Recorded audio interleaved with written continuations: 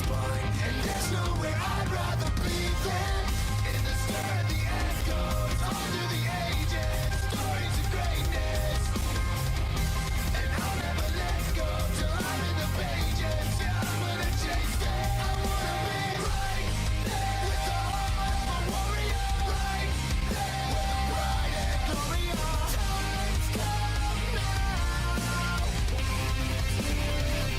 I wanna be right there in the mind of the fear, right there when the end is nearest. Time's come now.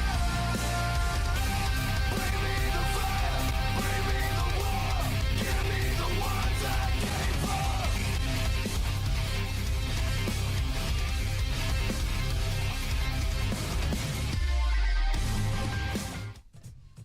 Ladies and gentlemen, welcome to another absolutely phenomenal week of Overdrive Championship Wrestling. Welcome to OCW.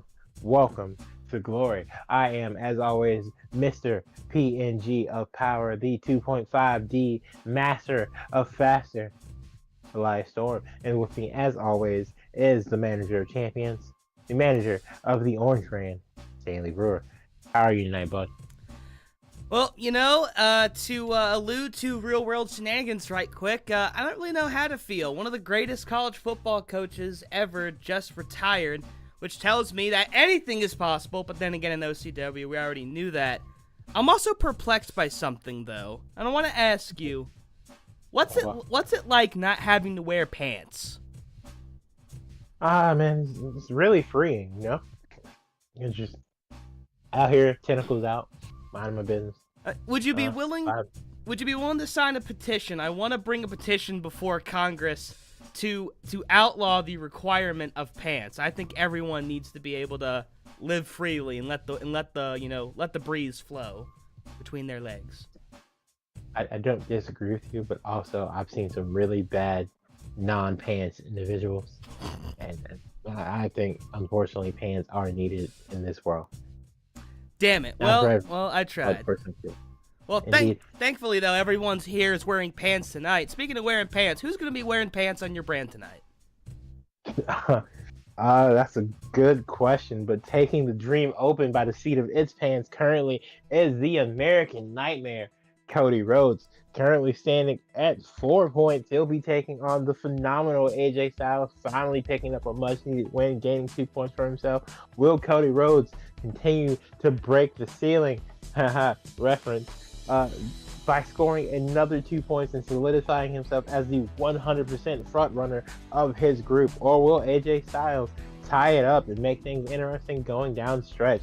Next up, in our second match of the night, we've got a number one contenders, aka the other half of that showcase, to decide the newest number one contender. The winner of this four-way swing will be taking on Rhea Ripley in the near future. And in this match will be the likes of Dakota Kai, Cora Jade, Liv Morgan, and Indy Hartwell herself.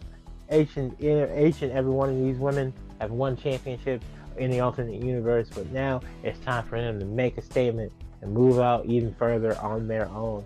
After that, we've got Xavier Woods currently at 2 points, also has the opportunity to tie it up, taking on Brian Danielson. Danny Bryanson. I hate you so much. The American Dragon himself, currently sitting at 4 points, also has the opportunity over on Group A this time to rack up 6 points and clearly define himself as the front runner for his group in the Dream Open. You know, we're starting to wind down a little bit. We still got several matches to go in the tournament. But honestly, if Cody and Daniel win about 1 or 2 more matches apiece, then I think you kind of have to call it there because they've been dominating so much. But I think Xavier Woods tonight has an opportunity to prove that he is 100% the singles competitor that both WWE Champion Kofi Kingston and WWE Champion Big E were during their runs. But, you know, we'll find out until that bell rings. Next up, his New Day brethren will be taking on the current glorious tag team champions in FCR. Rematch, rivalry renewed, ladies and gentlemen. Tag team eliminator match. In our semi-main event, we've got women's singles action two of the best in the business. Bianca Belair takes on Charlotte Flair, both of them looking to climb the rankings and prove that they deserve another shot at the Iron Man Becky Lynch after whoever comes out between Rhea Ripley and the winner of the four-way swing tonight. And in our main event, Break the Ceiling, Mr. Break the Ceiling, Miro, on the unbelievable run that he is right now, probably the best run in all of Overdrive, the international champion, will be defending that title 2 out of 3 falls international rules submission match against the walking weapon, Mr. Josh Alexander, one half of Team Canada. Can he join his fellow partner, Tyler Breeze, in being a champion? Obviously, Breeze lost that title, but can Josh Alexander show that Team Canada isn't a fluke and that championship DNA is in their blood before they move on to the tag team title scene? We'll find out in our main event. Jesus Christ, that match is going to be absolutely brutal. I mean, we've seen what the game over does to a man. Doesn't just make you tap, it makes you absolutely quit completely. Because, of course, Edge not only tapped, but then also, fell in, about 3 seconds later. So that match is going to be insanely interesting. Also interested in that tag team match because, let's be blunt, FTR, they still haven't really put the shovels down. They probably still got a whole pile of dirt and a big ass hole ready for the New Day. But the question is, will the New Day hop in, or will they stay out? That is the question. Very good question. We'll find out later tonight. But honestly, the New Day have a very long tag team title run in their name as well. So they're no strangers to shovels. Fair enough. Anyways, I say we get on with the action. Just gotta wait for, the portal to do its thing and load in. There we go. Of course, the OCW Nebula gathering inside the Trojan Wrestling Center, and AJ Styles the other week finally picked up his first win in Overdrive. Of course, we talked about this. AJ, being the veteran that he is, working a bit of a part-time schedule, but, those 2 points absolutely necessary, and he really could get himself back in it, with a win here tonight. No, absolutely. AJ just recently completing his excursion in All Japan Pro Wrestling over there, picking up a much-needed tournament victory. AJ Styles is back here in Overdrive Championship Wrestling to prove that he is still the phenomenal one, that he's still one of the best professional wrestlers on the planet, and that the line to greatness goes through him. And honestly, I think Cody, as a former member and quote-unquote leader of Bullet Club, needs this win more than AJ does. What do you mean by, quote-unquote? Was he, was Kinda, he, but not really. He was never officially recognized, but during, the ROH run of, the Elite, Cody and Kenny got into it for a little bit, so they were like, who's the leader? Is it Kenny or is it Cody? Blah, blah, blah, blah, blah. And was that during Cody's just, big-time indie run where he, pretty much became... Okay. It was during that run. I need to look up, old matches from that time, man, it was so much fun, bro. Him and Moose was actually really fun in Impact, because Cody was kind of jealous that Moose and Brandy were friends, and they were kind of hinting at one of those WWE storylines, but thank God I didn't go through with it. But yeah. But speaking of the American Nightmare, I mean, Cody's absolutely redefined himself in this tournament. I mean, currently leading the pack, but it's just like I don't know. It's he kept getting opportunities, big championship opportunities, just wasn't quite coming to fruition. Oh, hold on a sec though. Gotta wait for the thing. Yep. I mean, as I was saying, he had championship aspirations early on. He got opportunities, but just not quite able to finish the we'll say chapter. Wasn't really able to finish the chapter and close the book and put it back on the shelf for maybe the kids to read later on. But like we said, Cody redefining himself in this tournament. Actually, I'm going to go ahead. I'm going to take a quick peek at the... Yep, currently 4 points. Chance to go up to a full 6 tonight. Believe I'm right on that. I did... No, you're correct. I did update that graphic. But you are running it, so something could have gotten by my head. No, it's Cody and Brian currently lead the pack with 4 points apiece, and then there's a 3-way tie between Melo, Woods, AJ at 2, and then Mustafa and Santos still have absolutely nothing. 0 points.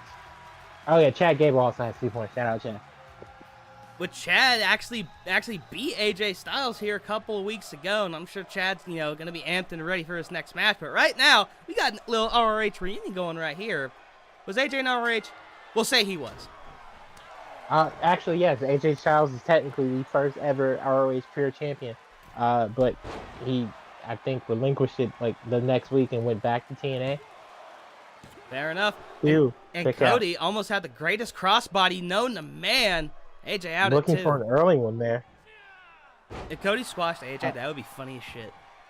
Well, yeah, it would be funny, but ladies and gentlemen, I forgot to mention this earlier tonight. This match, because I felt it was way too important to just be one fall, as the crowd likes to say, is indeed international rules. Cody or AJ needs to pin the other man not once but twice. It's not impossible to be the better man once, but can you do it twice in a night is the question. Oh, what a cross body diving through the middle rope by Cody. Now keep in mind, there's also that time limit up there. Now question: if they say one person gets 1 fall, the other person gets 0? Does someone get 1 point and the other guy gets 0 points, or if there's no winner, do they still split the points? That's a very good question. I feel like in my mind, if even though this is 2 out of 3 falls match with a time limit, if it's 1-0 and they showed that it was a dominant one, I feel like I have to give the 2 points to the other guy. Now, with that being said, technically the other guy didn't lose, so maybe they'll get 1. But I think the winner in that event with 1 point would definitely get 2 full points. But I don't think this match has that issue, honestly. I think both of these guys are good enough to get it done in time. Nah, fair enough. Oh my God, the ref just went ref. down. Jesus Christ. I was looking away and I just heard, ew. Oh, Cody. Oh, Cody. Taking full advantage. Clothesline now. Oh, House of Fire. Oh, wait a minute. Oh. Take it down, the phenomenal one. Cody is on fire. And thing is, we have not seen a draw. Oh, then the ref is still very dizzy. A slow count. Slow count by the ref there. I don't know if he's trying to screw Cody or not. Oh. Nah, he was just drowsy. Oh, God. Planting breaker. Phenomenal one on his neck. Uno. 1. Ref still 2. groggy. Whoa. Oh, come on, man. The ref got bumped. He's groggy. It's all right. Okay. I'm going to have to take a look at that ref paperwork. Look, Cody looking we're for at 18 at Crossroads. this point. Crossroads. AJ stunned. 1, 2, Ref 3. back to his senses. Cody up 1-0. And Cody still, I feel, still yet to be pinned. And Oh, little disaster kick. body, or no, disaster kick. You're right. And the crazy Rhodes thing is, in complete control right now. Crazy thing is, we have yet to see a draw in this tournament, and Cody already has a fall within the first 3 minutes. It's gonna be very much an uphill climb for the phenomenal one. Throwing everything but the kitchen sink at AJ Styles. Oh my God, Crossroads again. Cody just squashed this whole match. 1, 2. God damn, Cody! Cody Rhodes' time is now, ladies and gentlemen. He took all those losses personally, becoming dude. the first person to go 6 and 6 points, 6 points, 3-0 in the tournament. God damn, dude. I think this just goes to show Cody never getting that one-on-one match for the Overdrive World Championship has to be called into question. I mean, at this point, absolutely. I mean, remember, Cody blew it the first time because he was too busy strutting the stuff. Meanwhile, Okada already had Miz, with the suplex and the Rainmaker. I guess this is Cody's way of saying, I'm not going to be short-sighted anymore. This is my time. I'm going, all roads pointing to the top, as they say. All roads indeed point to the top of the Dream Open. Cody Rhodes may be a brand new champion. I mean, honestly, what better way for the Rhodes name to continue to elevate itself than to be the first ever champion when it comes to a championship? But that's for later. Cody still has stiff competition, not only in Group A, but definitely in Group B. Bryan Danielson has the opportunity to tie Cody with 6 points tonight. But next up, fatal 4-way swing, ladies and gentlemen. It's the battle of the future, in my opinion, because all these women, well, Dakota's 35. I was really surprised to find that out not too long ago. Damn. But all the other women currently under 30, if I'm not mistaken. Now, of course, four-way swing is the same concept as a three-way dance, just with 4 people.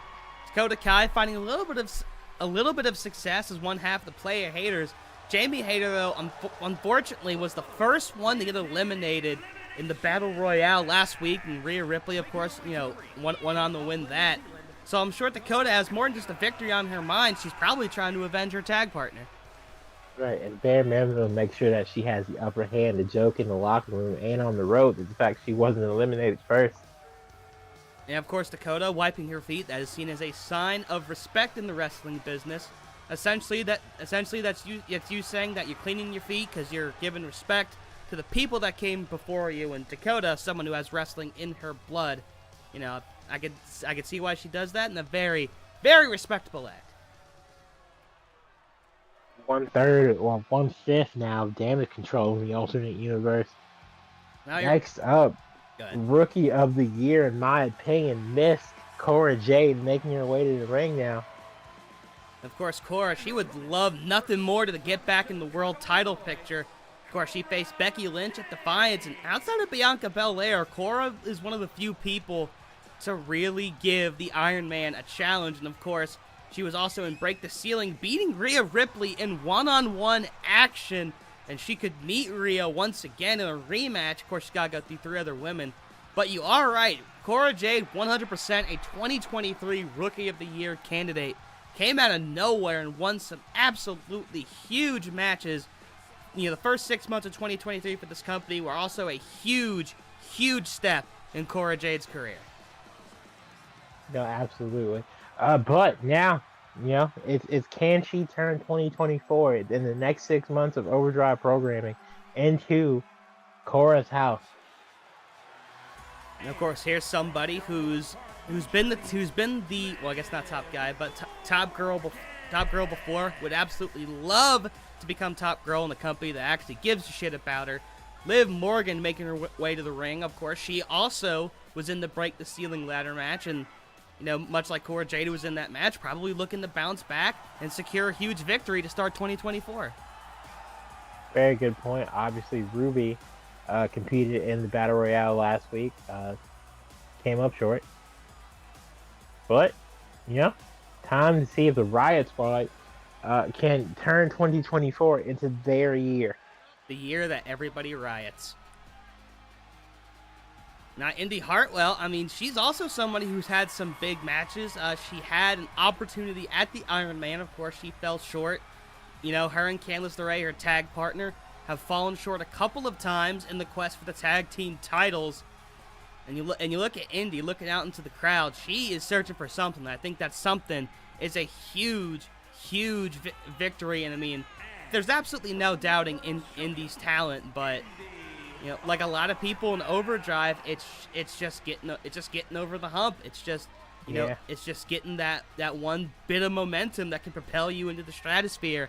And I know Indy's been trying her ass off to find it, but just hasn't been able to find it quite yet. No, 100%. Like I said, I think without a shadow of a doubt, there are several women on my roster who will eventually be women's champion, whether that's on my brand or when in the eventual shakeup on yours, and that's Indy Hartwell, that's Cora Jade, that's Gigi Dolan, and honestly, that's Candice LeRae.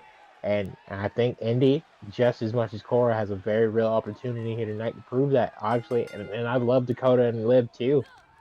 So whoever wins this match, I wish them the best of luck when it comes to Rhea Ripley in the coming weeks. Yeah, absolutely fair enough. And already off to a hot start. Now Indy going after Dakota, and Liv just got thrown by Jade, and and that's 2 drops on the top rope. Cora now. Super kick. An immediate super kick to the face of Liv. Driven into the skull of Liv Morgan, and now a cutter. Cora Jade off to a hot start. And Liv Morgan, well, her actually a bit off. And now Kai's already out the ring.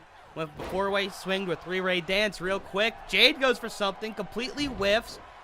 Morgan planting Hartwell. And now Jade going after Morgan again. Into the corner. That's a one-on match I'd love to see in the future. Up, and well, Dakota's back, and she's pretty pissed. Oh, stretching out. And a big boot by Indy. Oh, Jesus. But Cora fighting out of that submission maneuver now. Indy working on her. Ooh, Cora, though, immediately fighting back. Indy Hartwell with the size advantage, but of course, Cora, Cora Jade, a lot of fighting her. A lot of fighting all these people. Oh, ooh, Bulldog. Almost looked like a heat seeker kind of Bulldog, just without using the ropes. And Liv now. Dakota again. Oh no, Dakota, another Bulldog. And now the only woman currently standing in the ring now. Oh, Hartwell, planting DDT there. Oh, and now Cora. Cora with the reverse Dilda into the elbow drop. Speaking of, Hartwell planting one on Morgan, cover. 1, Ooh, 2. That was Liv close. kicks out. And Indy, she's going to go to the top rope again. No, she's going to sit on the middle rope. Middle rope. Waiting on Liv now. Oh, meanwhile, Liv Cora's getting the absolute dog shit kicked out of her. Oh, Indy takes a huge tumble. Now, what does Liv Morgan do? She's proven she can go high risk before. Last time she did, though, she fell on her face. And this time, thinking against it. Two older women currently in control of the match. Oh, Indy and Cora now about to start fighting back. Oh, God, and Dakota just got launched to the single hardest barricade in all of professional wrestling. And again, all 4 of these women are in a freaking pile right now. Now Liv goes into the barrier. Cora Jade trying to prove herself and using Liv to take out Indy there. And Cora goes in. Now Indy laying into Dakota. Backdrop near the stairs. I mean, ladies, it's fatal 4-way rules. Y'all can use actual weapons if you want. Well, let them do what they're doing. The barricade's a weapon, and now the only legal weapon in Overdrive. I know, but all weapons are legal, and I'm a weapons mark. Meanwhile, I think Cora's been rammed into that thing at least like 6 times. Now everybody seemingly fighting in the same spot. Some members of OCW Nebula. Oh, Jesus! Those fans in the front row getting the ultimate view. Oh, Morgan now. Now Cora, for a 7th time, Dakota joining her. Indy and Liv locking up now, and Liv says, Indy, get the fuck out the way. I mean, honestly, I could see any 4 of these women in the world title picture. I mean, Morgan. Oh, sorry, go ahead. No, go ahead. Morgan taking out Indy there and drop kick by Cora. But like you were saying, any of these 4 could definitely be in the title picture. I mean, because 2 of them to me already have at least world title picture experience. Dakota was in the picture for the NXT Championship for a little bit. Obviously, Liv Morgan spent time as SmackDown Women's Champion. And then Indy and Cora, I can see them in it because, they're the youth. They're part of the youth movement, and they really are the next generation, so long as Trips and People Sean tend to forget that Indy was called up to the main roster as the current women's champion for losing the title. That's true, and she's not hurt anymore because she and Candice are tagging again. But yeah, literally, she was hurt. She got drafted / called up, and then didn't she have to drop the title? That sounds right. I think the fact that she absolutely won it was really cool. She had a really good promo when she had to drop it, because Dexter came back to NXT for a segment. She dropped the title, and she said, I'm not gonna cry because it's over. I'm gonna cry. We should cry because it happened, which is honestly the best way of looking at it. And Jesus Christ, Liv so close to the steps. Liv Morgan's head really close to the steps there. Now Indy to the barricade. Liv into the barricade. Cora is slow to get to her feet. And these women We have yet to have a single elimination so far, ladies and gentlemen. Nah, in fact, they've spent about 65% of this match just on the outside of the ring. I don't think anyone wants to go back inside. I think it's too cool out here. Now Liv into the barricade. Fair. You can't get pinned if you're in the outside the ring. But of course, no countouts, no disqualifications, so these women obviously taking advantage. Liv planning Indy neck first. Now Indy throwing Liv back into the ring. Oh, but Cora. Vicious right hooks. Up. Ring work. We may see our first elimination here. Indy. And Liv almost looked like she was going to try to go back out the ring. Indy pulling her back in. Ooh, clothesline. Picking her back up. The Okada-like clotheslines there. I mean, of course, training sessions before the show starts. You never know what these people are going to go over. Oh, Cora Jade's got the table. A big boot by Indy. Big boot there. Jade. Oh, wait. Jaden! Oh. Middle of the That ring. double underhook DDT. That may be it for Indy. 1, No! 2. Oh, wow. She kicked out. Oh. Dakota though. did some flippy shit. Here's the cover on that. 1, 2. Liv Morgan first to go. The Cobra. Oh, my goodness. I mean, Indy Hartwell, literally, she almost got caught completely sleeping. Delivers the big boot to Liv, not paying attention. Cora Jade came in, almost completely stole that. Great move by her. Oh, Indy! Indy now! Sidewalk slam there. Cover. 1, 2. Ooh. Kick out. Dakota Kai hitting that Cobra Kai. Is that really what she calls it? I want to say it's something like that. You know? Well, then that's what we're going to call it, because I don't fucking know. Meanwhile, Indy off the second rope onto the back of Cora Jade. That shit's got to hurt. And Dakota now scoring that first pinfall. Oh, and now could score a second. 1 and a 2. Wow. She must have knocked Indy out. Dakota, 2 pinfalls. Oh, chiropractor. Ah, okay. Makes sense. Oh, but now Cora looking to take advantage. That could be the greatest Snake Eyes in the history of womankind. Out at 2. Oh, Cora kicks out. Dakota now proving herself. 2 eliminations here. I mean, other way around. But now Cora Cora the Explorer. Cora the Explorer. Cora the Explorer. And what would she have? She would have, I mean, she would have, like, her skateboard would talk. Like, would she be, Yeah. I guess the skateboard would be the backpack. Who would be the map? Her cell phone? I mean, it's like... Okay, I mean, Funny. that makes sense. Oh, Cora! Oh! What a Sliced move! bread there. Does she go for the cover? No, not No, yet. she picked Kai back up. Nah. done. Oh, Insurance! The insurance Cover. policy. For a shot at Rhea 1, Ripley. 2. Cora 3. Jade. Another one. We're getting the rematch. Cora Jade knocking out some of the best competitors available. What a match, ladies and gentlemen. What a 4-way swing. 4 stars from Diesel Dave. And Cora Jade cashes in her ticket. It'll be her versus Rhea Ripley to decide the new #1 contender. Whew, man. I mean, Cora Jade taking advantage. Dakota Kai did a lot of legwork in that match. Of course, getting 2 of the eliminations.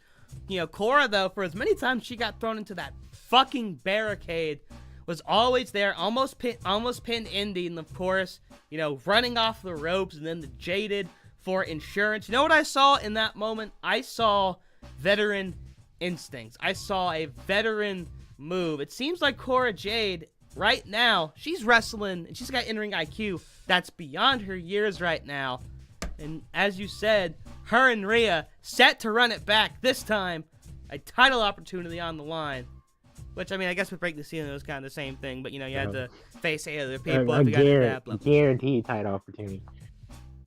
Not 100%, but phenomenal match. And Cora Jade starts off 2024 the same way she ended 2023. 2024 might be her year yet again. No, very real possibility. But next up, will it be the year of Woods?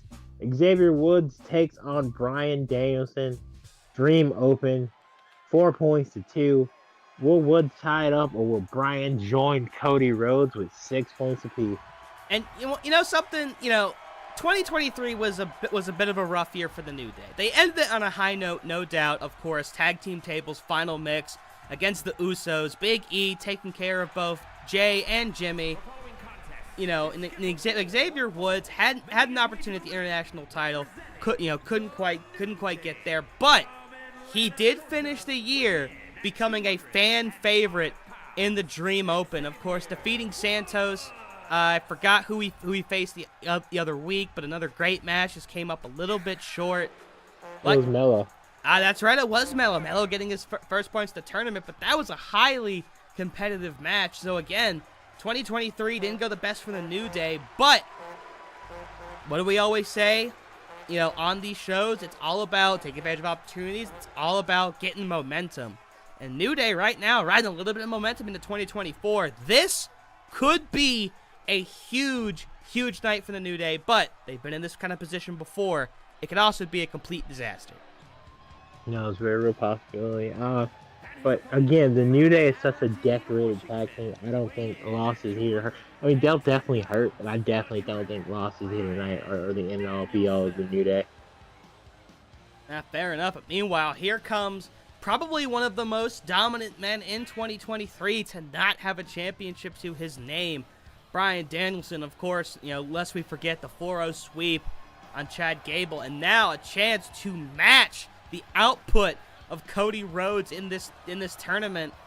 The thing is that Bryan can absolutely not take this match lightly. You know, he won his previous match in the Dream Open via a roll-up. I think now he's seen what the competition is like here in the Dream Open. And Xavier Woods, like I said, has become a fan favorite because of the matches he's put on. So I think... Ooh, stiff elbow there. I think Danielson should not take this match lightly, and he's not taking it lightly. Not taking it lightly! Oh, power drop out of nowhere. Wow. All right. Xavier Woods going to be feeling that one for sure. I mean, the fact that that's his opening play and then a brain buster. I think Danielson's trying to end this as early as possible. Oh! Little flip to an armbar. Into the armbar. And that's probably, nope, that is not nearly enough for Woods. Woods now, offense of his own. Oh, springboard drop kick there. Drop kick, a little teleportation action. It looks as if Woods is gaining.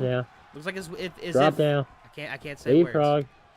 Into nothing. Oh, stumble into each other. Oh, several chops by Bryan. And there's that physicality, of course, that that Bryan's mastered thanks to his time in the Black of his own.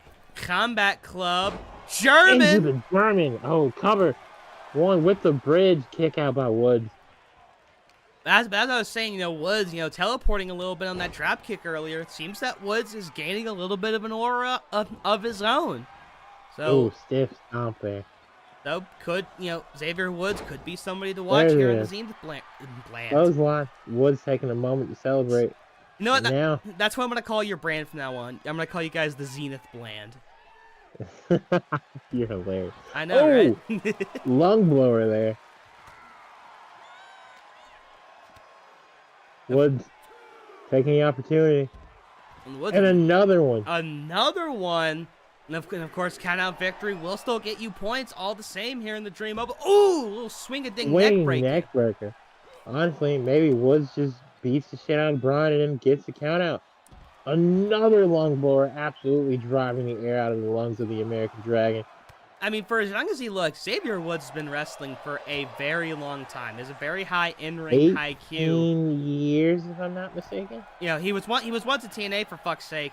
If his plan there was to beat the shit out of Danielson and then just kind of get the count-out victory, body drop. I would totally understand that. Because I know. Go ahead. Very smart guy. Very technical wrestler. Obviously, amateur wrestling background. Do what you got to do. Oh, a little stretch action. Doesn't have to be pretty, but yeah, former TNA, NXT, Raw, SmackDown, and WWE Tag Team Champion in Xavier Woods. Oh! And both of them went for something, but missed. Uh-oh. Oh, yeah. The it kicks. Because the other company called it the other thing. And Bryanson is it. Roundhouse. OCW Nebula loving it so far. Uh-oh, double underhook something. Oh, Christ. Double underhook suplex there. Woods. And Woodsy's not an easy man to lift. No. 210 pounds of pure muscle. Ooh, but that muscle. Stiff elbow there. Now Woods, getting physical in his own right. That was a stiff elbow on Danielson. Not liking the stiffness. Cover. Wait a minute. Knee. Woods in the ropes. Break. Veteran ring presence by Xavier. I mean, but again, unconscious it looks like. Now, but the second he fell, he put his hand under the rope, which of course constitutes a rope break in just about any Danielson company. working on the leg, and then Woods immediately going to the outside. Smart decision. Oh, wait. Woods. Oh, for a second, it looks like he caught Danielson off guard. Back kick. But of course, Woods rolling out. He gained precious seconds there. But as you said, he was just... Yeah, there's the stop. No, Jesus. Again, I think Brian has been kind of underestimating his opponents, and they've been showing him that they're nothing to be played with. Well, now Danielson doesn't look like he's fucking playing around, dude. But Woods dodging the knee there. Woods throws him back in. Taking a moment to recollect himself. Oh, dodges the suicida! Missing. Woods, can he take advantage of the opportunity? Throws Danielson back in. But what does Woods have in store? Oh, Danielson immediately with the physicality. Not giving him the opportunity. Oh, DDT. I think Cover. Danielson snapped. 1. Oh, 2. out of 2. Oh. Kick out by Woods, though. Kick out kid will not die, ladies and gentlemen. Oh, and there it is. No, what was that in the psycho? Psycho knee. Woods slow to his feet. Oh, into the STF! Into the STF! Into the little bell lock. Will he tap? Clanking on the neck. Locked in! And he does. Danielson, Woods 6 tapped. points. Wow. God, I think we just saw something be unleashed in Brian Danielson right there. Midway through that match, it seems he snapped because he beat the dog shit out of Xavier Woods for the last half of that match. Brian Danielson emerges as the leader in Group A, 6 points, tying Cody Rhodes. I honestly think we saw a preview of our finals here tonight, ladies and gentlemen. Cody Rhodes and Brian Danielson putting on absolute showcase massacres. Woods, honestly, not his best match in the tournament by far.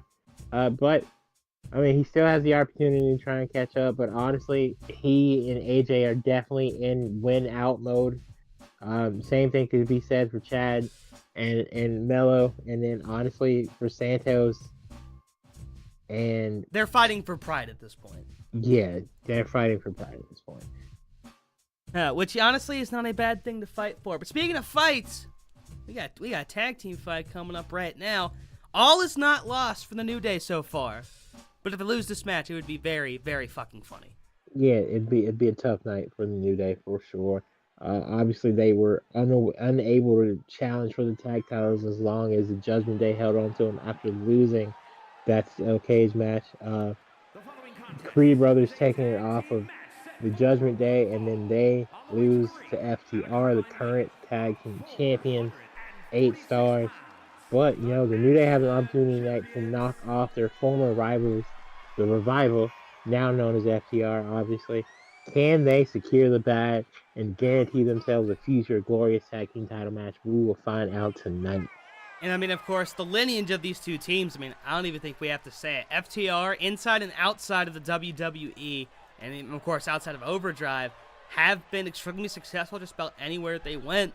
New Day, of course, being one of the few, WWE mainstays, and for so long, they've had several different title reigns, Raw, SmackDown, not current unified, but I'm sure they've had, back when they had, World Tag Team Champions and, regular Tag Team Champions, whatever. I'm sure they held those too. And, of course, New Day came right after Copper Penny, to be fair. Came right after when? Copper Penny tag titles, which were the unified tag titles. Ah, okay. Right, and then they held those for the longest, and then that turned into Raw, and then they came to SmackDown during the first draft, and kind of went back and forth. Question: do they actually sell boxes of Bootios? Yes, you can buy Bootio. Okay, cool. I might need to get some and just eat them while commentating. Just turn up the gain just really, really high. So that while you're talking about whatever, I'm just fucking munching. Also, we need to do a show in Canada. Because if Kofi's throwing out pancakes, shit, we go to Canada, I guarantee there'll at least be 15 motherfuckers in the stand. Which Actually, is no. 15%. Flask of maple syrup. Well, actually, no. 15% of the fans, excuse me, would have maple syrup. Yeah. Oh my god. Oh god, going to Canada and having honest to god maple syrup is so fucking great. You know something they do there? Like they'll get like snow, they'll put it in like a little bucket, and then they'll put the maple syrup, like pour some on top of the snow, have it kind of solidify a little bit, and roll a popsicle stick. And then essentially you got like a kind of like maple syrup pops. They're really good. Counter by E. Of course, Daddy Dax and Big E, the four biggest titties in this match, starting off. Landing Dax. And Big E showing why his titties are bigger. Ah, physical right hooks. That shit's got fucking hurt. Oh, kick to the gut. Big E. Club to the back. Tag and the Kofi. And E showed absolute titty supremacy there. Now here comes Kofi. Stomp to the chest. This is honestly the first time I've seen FTR look vulnerable in the ring since they won the tag titles. Nah, but it's just the beginning of the match. You never know. Oh, Jesus. Dax. Oh. And see, Snapdragon. I couldn't even finish my goddamn statement because this is fucking his FTR. Cover. One. Ooh, out at one. Immediate kick out by Kofi. Big E and his precious titties did not have to move an inch. Cash, though. Shot by Cash, though. With the assist. Wow. Reverse suplex by Dax Harwood. Tag into Cash. And now here comes the straight shooter, Cash Wheeler, DDT. Float over DDT there. Kofi immediately rolled out of the ring. Looks like he may have been busted open there. Oh, but Cash up top. Oh, not going to go Wee. Instead, going to tag in Dax. Frequent tags by both teams so far. Kofi. Oh, yeah, it is. Counter. And the nimbleness of Kingston has to come into play in this match when Big E's not in the ring. Man, Kofi's like in like his 40s now, right? Oh, 100. He's still moving like in his like fucking late Cover. 20s, bro. One. Out of two. What out. a bombastic kick out by Kofi. If I'm not mistaken, he's like 44? Jesus. No, 42. He'll bad, homie. He'll win like a world idiot. championship again, and fans will be like, "No, you gotta get back to the young guys." It's like, bitch, Kofi moves like a young guy. Calm the fuck down. Oh, stiff elbow there. Honestly, I don't think we're getting another Kofi run. We can dream. Yeah. With E getting injured, I feel like New Day unfortunately has to kind of hit like a brick wall because Woods hasn't been on TV in a while. Kofi's teaming with like Jade to take on Imperium. Well, cool. Well, Kofi's been written out, I think, as of right now. They did an injury spot on Raw this week. Kaiser he threw the fucking chair at him. Yeah, kick out. It gave me vibes of like, I can't remember. I think it was Strowman. He threw the chair at Roman. Through the fucking announcer chair. Yeah. He flung that bitch. Shit was crazy. And Kofi planted Big E. He and his titties have something to say about that. Trying to get the crowd riled up, and well, FTR, they just don't like fun. And Big E, oh no, ooh, that almost looked like a Samoan spike. Maybe a shout out to a former rival of his in Solo Sikoa. And planting Dax, and maybe the countout victory is the method for the New Day tonight. I mean, they've won like 50 bajillion tag titles. They can win however the fuck they want. Yeah, that's fair. Oh, wait a minute, though. Dax, he's busted open. Oh, wait, Dax might have turned the tables. No, here comes E. Oh, Kofi with the assist. E now. Can he do something? Nah, he's very close shadowboxing. there. With a count of 9. And E blocking off the path that Dax has to Cash. Honestly, that's some veteran instincts right there. Oh, Jesus. E. Oh, boom. Powerbomb. Big titty powerbomb. Oh, now both men rolling out. Ring. E doing a little cool slide over the steps. Dax, though, maybe getting a second win. Trips him up. Or drop toe hold. Working on that leg there. Trying to cut down the tree at the absolute base. You can see the blood going down Dax's forehead, and Big E throwing right hooks at the gash. I mean, you could tell. What fucking being tag champs means to both these guys. Oh Jesus! Oh Kofi. Yep. Oh. Oh, draped on the apron. He is down. Ooh, E now. He's going after Hardwood though. Going after a defenseless shooter, and Cash takes him out. Uh-oh. And the meeting outside the ring. DDT. He immediately back up though. I mean, he's used to hits like that on the football field. I mean, yeah, it's going to take a lot more to take down those titties. Oh, top rope for tagging Dax. Kofi. Kofi. Wait. Oh, whoa! I haven't seen That's that a from DDT Kofi there. ever. Jesus Christ, dude. I thought it may have been an SOS for a second, but oh, half Snapdragon. Oh. And this is a glorified one-on-one match. Both these men without a partner. Oh, helicopter action. Oh, I slapped the back of the head. Pure disrespect on the behalf of Cash there. Honestly, I think Cash heard what I said and slapped Kofi just because he was the nearest person. Sorry, Kofi. Oh, stop him anyways. on there. And now Wheeler. Oh, trying to chop him down again. Kofi. Kofi! Trust fall. Rock's body cover. This could be it. One, did he hook it right? two. No. No. And now Dax and E both getting back to the into apron. E. It's the shooter versus the titty. If they were a tag team, they'd be the titty shooters. Oh! Into the sharpshooter. No! No. Looking for the stomp. Jesus Christ. E immediately back up though. Oh, stiff elbow. And Dax able to take down the giant that is Big E Langston. Oh! And Actually looking for the sharpshooter this time, but Kofi the straight shooter, but immediately breaking it up. does not go. And now looking for... Oh my... Oh, can we check on... back? Can we check on Big Cover. E's balls? I feel like that one really hurt the Two, balls. Kofi. Oh, no, I think that hurt all the things. Oh, Ooh, E now. Wait, Wait. out of nowhere, big Big ending! ending. Big ending out of nowhere! Can he get the animation E. on Dax? Here's the cover! One! one, Two! two. Oh! Oh, Cash kicks out. I think he would have had it. The animation aura Unicorn was strong. And the, Can we see another one from E? and the OCW Nebula Oh. chanting tag team Tag, wrestling. will we see an up, down here? No. Nah, we're going to see left, right, That's left, it. right. Oh, double shoulder tackle. AKA left, right, left, right. Sure. And Kofi, oh, he's getting the fans hyped, getting them high knees, taking a dance break. Hitting the running man. And Cash does Oh. not tag. Cash had the That's a opportunity. mistake.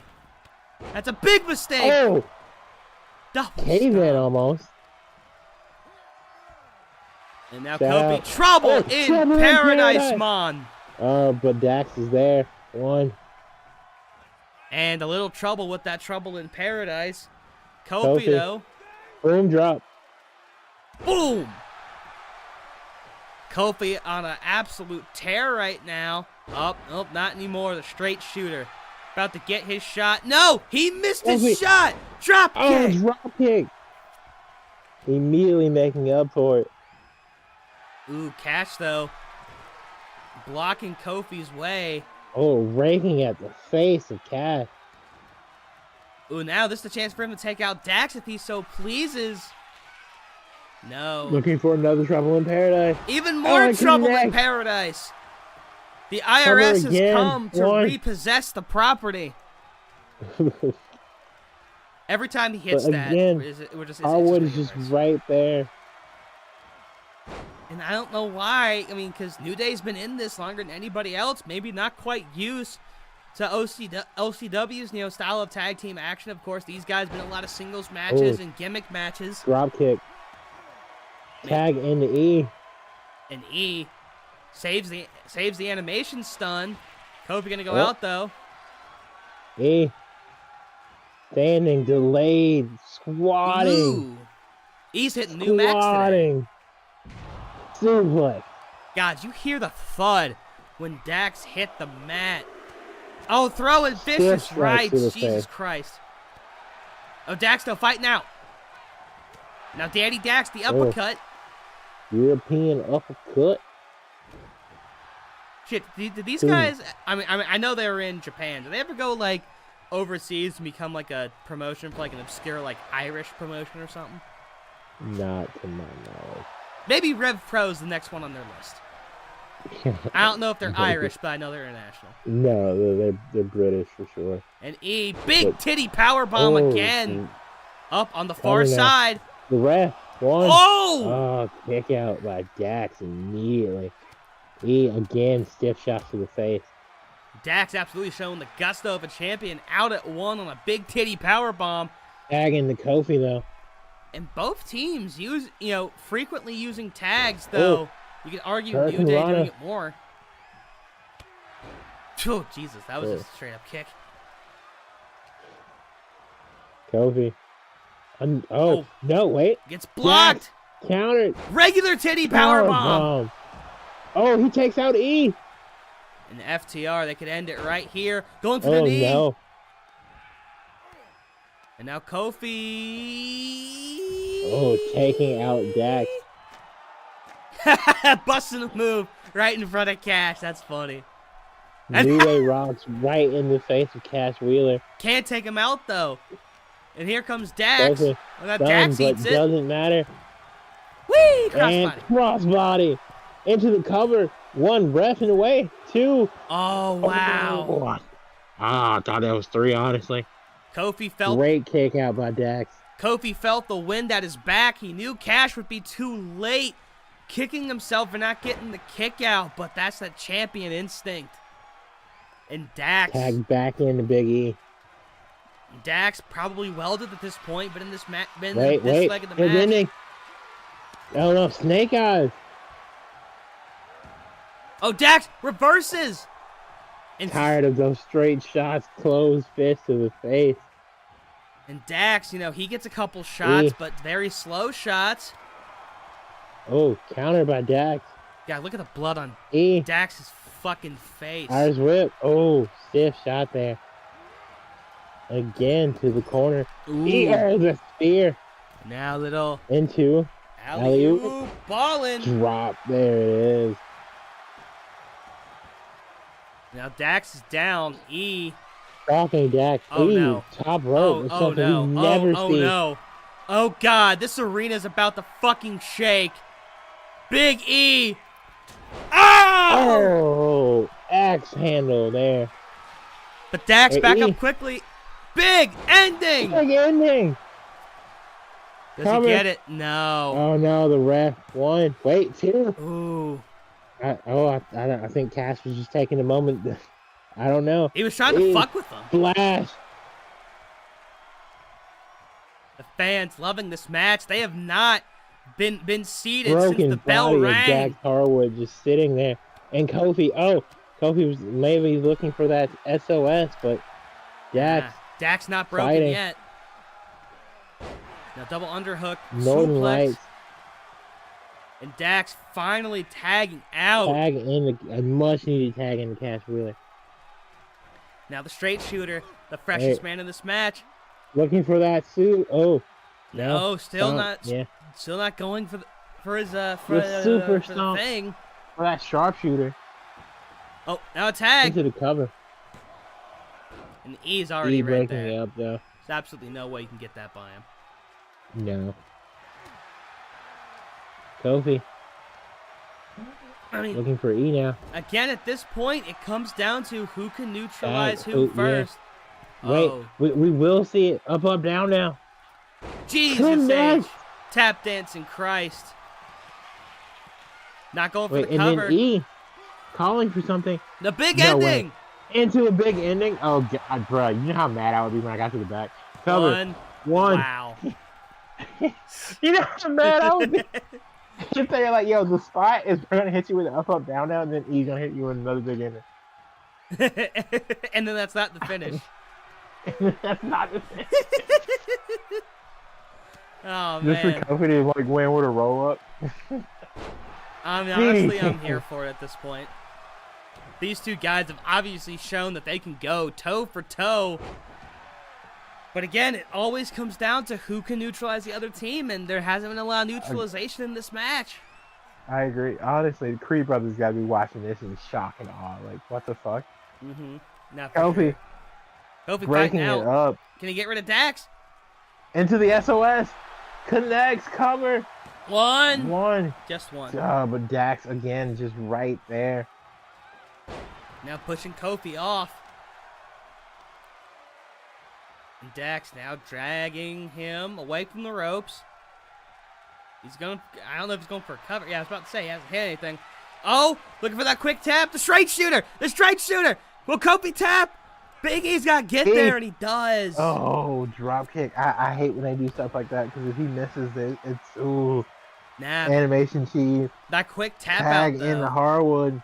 That quick tap out, definitely a strategy. We've seen many teams resort to it in the past. And now Dax, FTR's got the no sharpshooter. A lot of teams like that. E. And Kofi. Again. Makes the save. But Kofi's been putting a straight shooter and a sharpshooter, and he's still getting up. Kingston. Oh. Kick to the gut. Oh! Trouble in paradise. The wife Covered. took the kids. Oh. Dax is... Kofi's throwing out so many kicks in the face. It's insane. And now Dax back up slowly. Oh, clothesline. Again, though, I mean, we got a forever match. We're here. Forever tag match finally on the Zenith brand. Shot to the stomach. Stiff uppercut. Oh. Belly to belly. And I don't know what Cash is doing. Could be doing anything, Rolling like going for a to the cover. moon, it appears. You know, going for a cover, you know, taking out the other guy.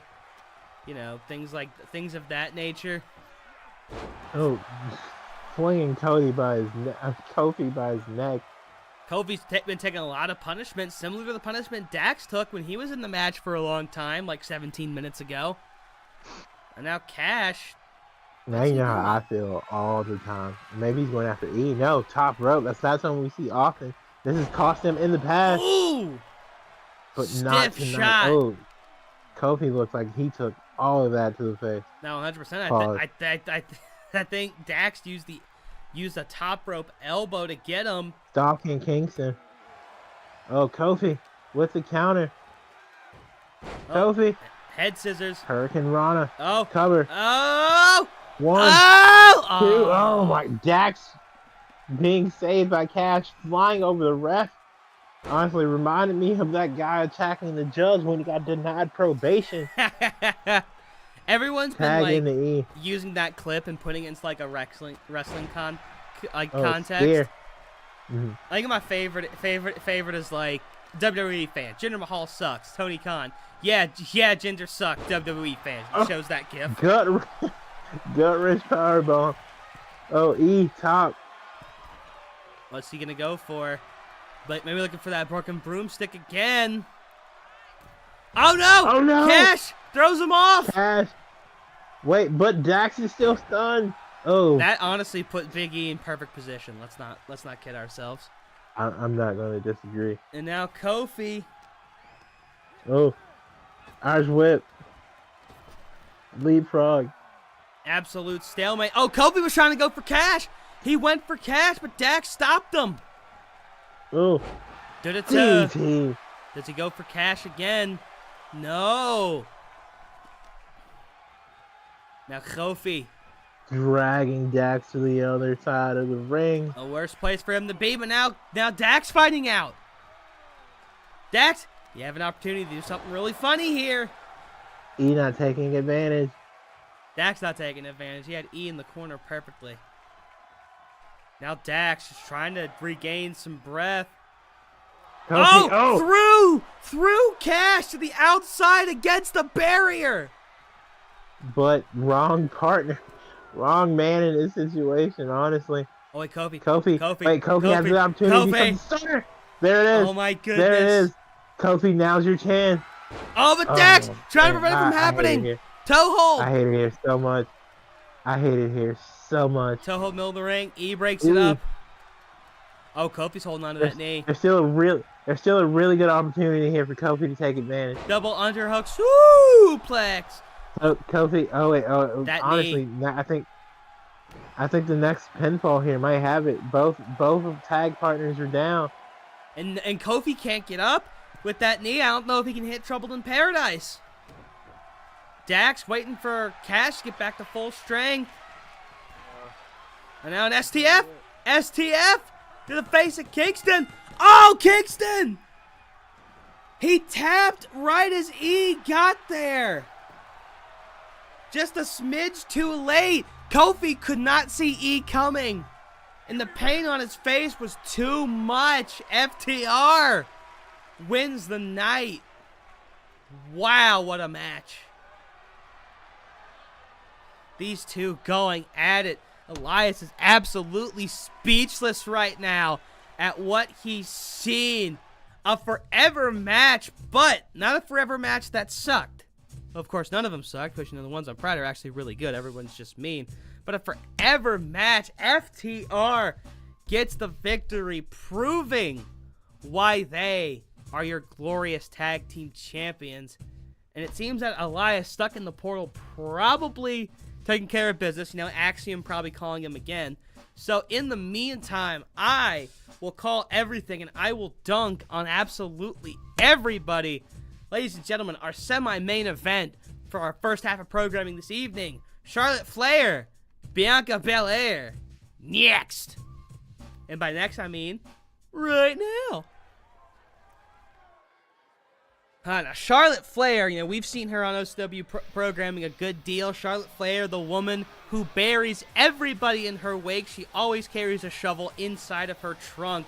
Charlotte Flair, though, one half of the women's, I almost said the G word, one half of the women's tag team champions. And, of course, Asuka and Becky had a banger of a champions versus champions match last week. If I'm not mistaken, Becky came out victorious. Forgive me, I'm sleep deprived a little bit, so I forget shit easily.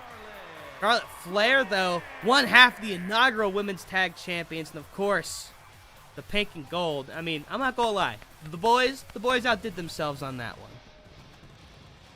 And the Queen found a little bit of success in singles action. Has not been able, to reach Becky Lynch for a tag title shot. But that's okay. The Queen has a title. Her appetite is satiated. She doesn't have to keep calling our offices for opportunities. She is still the opportunity. She's just a tag opportunity. Speaking of tag opportunities, allow me to plug the Orange brand here real quick. In our second half of programming, we are continuing the Blind Bandit Invitational, hoping to find the people who will take those belts off of Charlotte. Of course, that's over on the better brand, the Orange brand. Charlotte, though, basking in the praise, we'll say, of the OCW Nebula. I don't think any of these fuckheads have sat down since the tag match. Of course, Flair coming out on her own. Of course, her tag partner probably resting up from that match last week. And Charlotte Flair, she could make huge waves with a singles victory here against one of the hotter stars in any women's division, in Bianca Belair. Of course, Belair coming off of 2 matches with the Iron Man, a time limit draw, and an Iron Man tables match at Break the Ceiling. Then recently a Hell in a Cell match against Becky at Break the Ceiling. I said Break the Ceiling twice. Battle Scars was where she had the Iron Woman tables match. I'm sorry, again, I'm sleep deprived, so I'm all out of fucking whack today. I'm gonna take a sip from my water supply.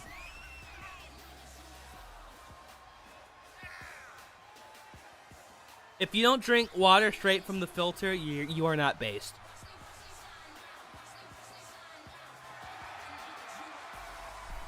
And of course, as Elias mentioned earlier in the show, this match could very well have future world title implications.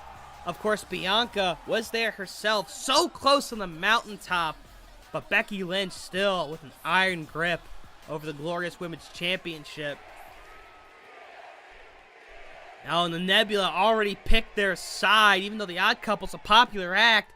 Bella's wrong. Semi-main event is underway. And Charlotte immediately a big boot. Those long legs of Charlotte Flair, of course, a weapon in more ways than one. Of course, she uses her figure 4 to the figure 8 to tap her opponents out. And honestly, her and Asuka, just being great wrestlers, having good finishers, and great submission moves is honestly, I think, part of the reason why they've been successful as tag champions. Now Charlotte stretching out the back of Bianca Belair. Of course, if you take out that back, Bianca not able to lift anybody up for a KOD. Oh, wait. No, not KOD, but instead, ooh, giant press. Standing moonsault. And that athleticism is why Bianca Belair has become one of the hottest female superstars in all professional wrestling. Charlotte, though, looks like she counted the spear attempt into a DDT. And now Charlotte moons. Oh! Whoa! You came back at the right time. Torture moons out there. Yeah, no, Portal was fun. Not Axiom this time, but a very big free agent I'm hoping to sign in the immediate future. Comes with a really annoying manager, though. He'd be dancing all the time. I find it endearing. How you know we're talking about the same guy? I'm just guessing, because there's dancing managers, but there's only one dancing manager that comes to mind. But anyway, back to the match. Charlotte throwing Bianca back into the ring. And as I was talking about, Charlotte Flair success, a little bit of success, in the ring as a singles competitor, but she hasn't. Oh, a spear! Oh, spear. By Bianca. But hasn't quite been able, to reach, her fellow horsewoman, the man. Of course, being one half of the, tag team champions, you kind of have different priorities. But, Charlotte, wants more than anything, to get a win here and possibly get an opportunity, because Bianca, she was right there. She was almost at the mountaintop, got to the precipice, but couldn't quite seal the deal and take that last step. So, words are hard. I'm still sleep deprived. Both these women want to get back in the title picture, so this match means a hell of a lot. No, for sure. Clothesline after clothesline by Belair. Belair, that speed and that power, and now a spear in the corner. And, thought she was looking for alley-oop. No, instead, one-handed, backbreaker. Into another backbreaker. Backbreaker vengeance. Here's the cover. Oh, out at one is the queen. Oh, queen now. Ooh, okay. Trying to get the momentum back on her side. Oh, Bianca counters right back. And so far, it seems like Bianca, oh, Jesus Christ, has had Charlotte's number. Top rope now. She's looking for that 450. Yep. No! Oh, missing. Flair, big boot. And this is definitely the opening that Charlotte wants. Dragging Bianca, maybe looking for a moonsault. Oh, no. Ooh, trying to turn her over for a figure 4, maybe. Bianca, though, coming right back. Looking for power slam. Planting Flair. Oh, but kip up. But Bianca started celebrating, but immediately stopped when she saw the kip up. Now, it's maxing day for Bianca. Into another power slam cover, but the long legs of Charlotte Flair coming to her advantage yet again. I said this at the beginning of the match, the legs for both these women are absolute weapons. Of course, Charlotte, big boot and being able to use, figure 4 into a figure 8. Obviously, Bianca, a lot of her power, is in her legs, where her speed comes from. It's how she's able to, lift up even the heaviest of opponents for KODs. And now she's able to handle someone like Charlotte with one hand, and now another double backbreaker. Maybe trying to prevent Charlotte from being able to arch the back. Oh, standing moonsault misses. And Charlotte gets to take advantage, trips her up. Sweeping the leg of Belair. Oh, and Charlotte cross body. Cross body. Picture perfect now. Doing those stutter steps just like her dad. Caught sleeping. Oh my God, Belair slinging Flair. Which I'm sure her dad's been caught sleeping many times. Oh Jesus, though, you could hear that was an overhand shot by Charlotte, and it looks, and on that backbreaker, it looks like Bianca's ankle might have clipped the barricade, and maybe that could be the strategy again, trying to take out the legs. I guess in this case, the ankle/foot of Bianca, so she can't use her power to lift Charlotte up. Neckbreaker, referee at the count of 6. Oh. Ooh, Bianca. Bulldog there. Could she be thinking count out victory here? Bianca. Possibly. Oh, wait a minute. Flair. Bulldog again. Bulldog of her own. Flair back into the ring. Count of 9. Flair. See? Flair breaking the count, though. And Belair was getting up anyway. I think she would have made it back in. So Flair tried to be preemptive. Did not work. Running power slam. Referee begins the count anew. Bianca on a bit of a tear right now. Physicality. And now, little roll up. 1. And a kick out at, 0, but we'll say it's 1. A disrespectful act by Flair. Bianca, I think she took that personally. Immediately paying for it. Count of 5. Oh, go kick to the stomach. And Charlotte, now she's using the barricade. And does she go back in? Oh, she was trying to, but didn't want to keep her back turned. It still didn't help. Count of 7. Bianca now climbing in. Oh, this could be it. This could be it. Count of 9.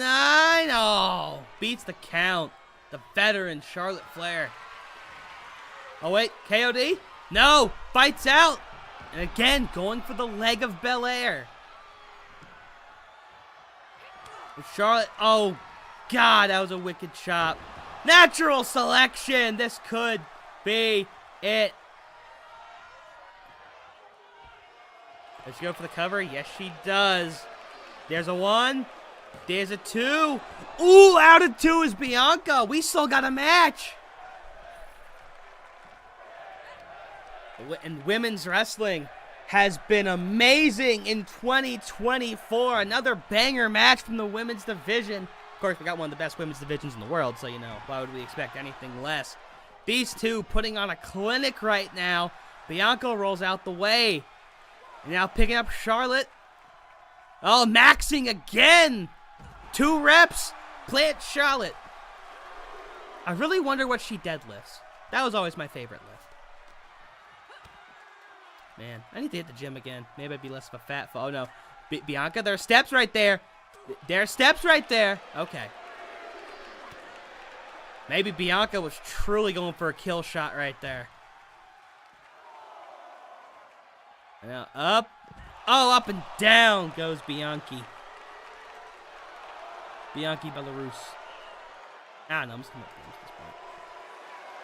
Now Flair gloating, basking in the jeers of the OCW Nebula. The Nebula siding with Belair this time around, even though, again, Charlotte and Asuka are a popular act as tag champs. And Bianca, now she's finally climbing back inside. Oh, Charlotte, though.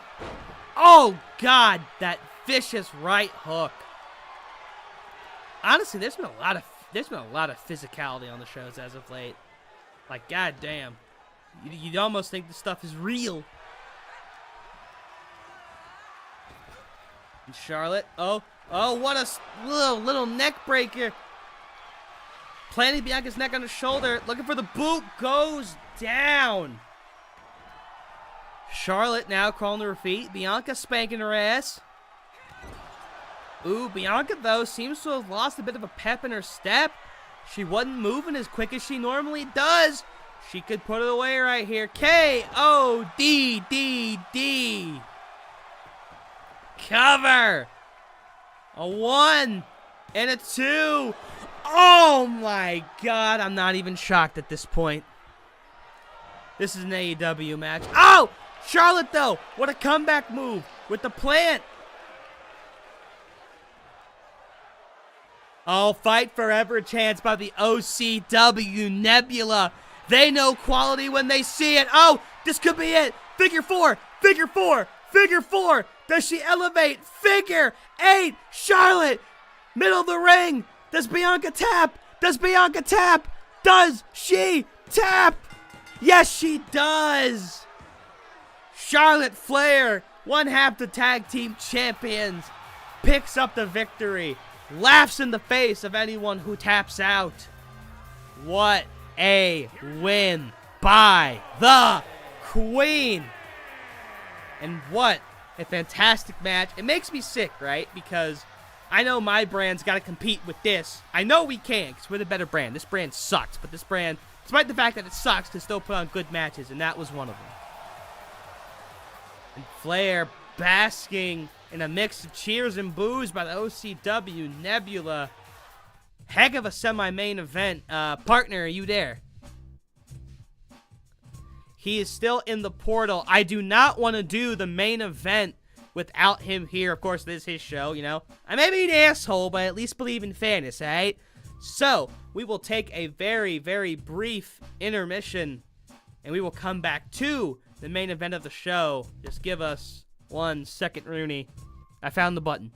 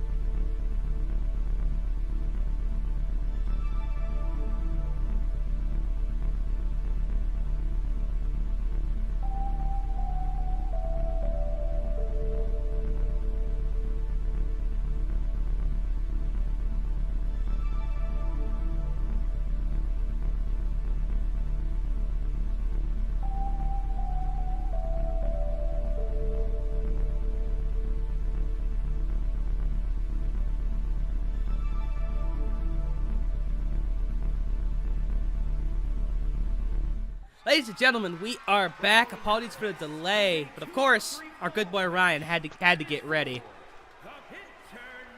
You know, shouts out to him. Well, actually, his mom didn't drive us today. Ryan drove all by himself. I'm surprised he could drive that big ass fucking minivan. Jesus Christ. Nah, sure, for sure. But it's time for the main event.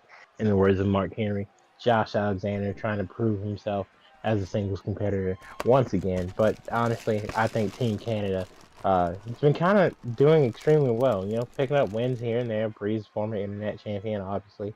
Josh competing with some of the biggest and the best, and I think he has all the opportunity in the world here tonight to lock in that ankle lock and make Miro tap out. But can he, is the question. I mean, honestly, Alexander's been a staple of the showcase match.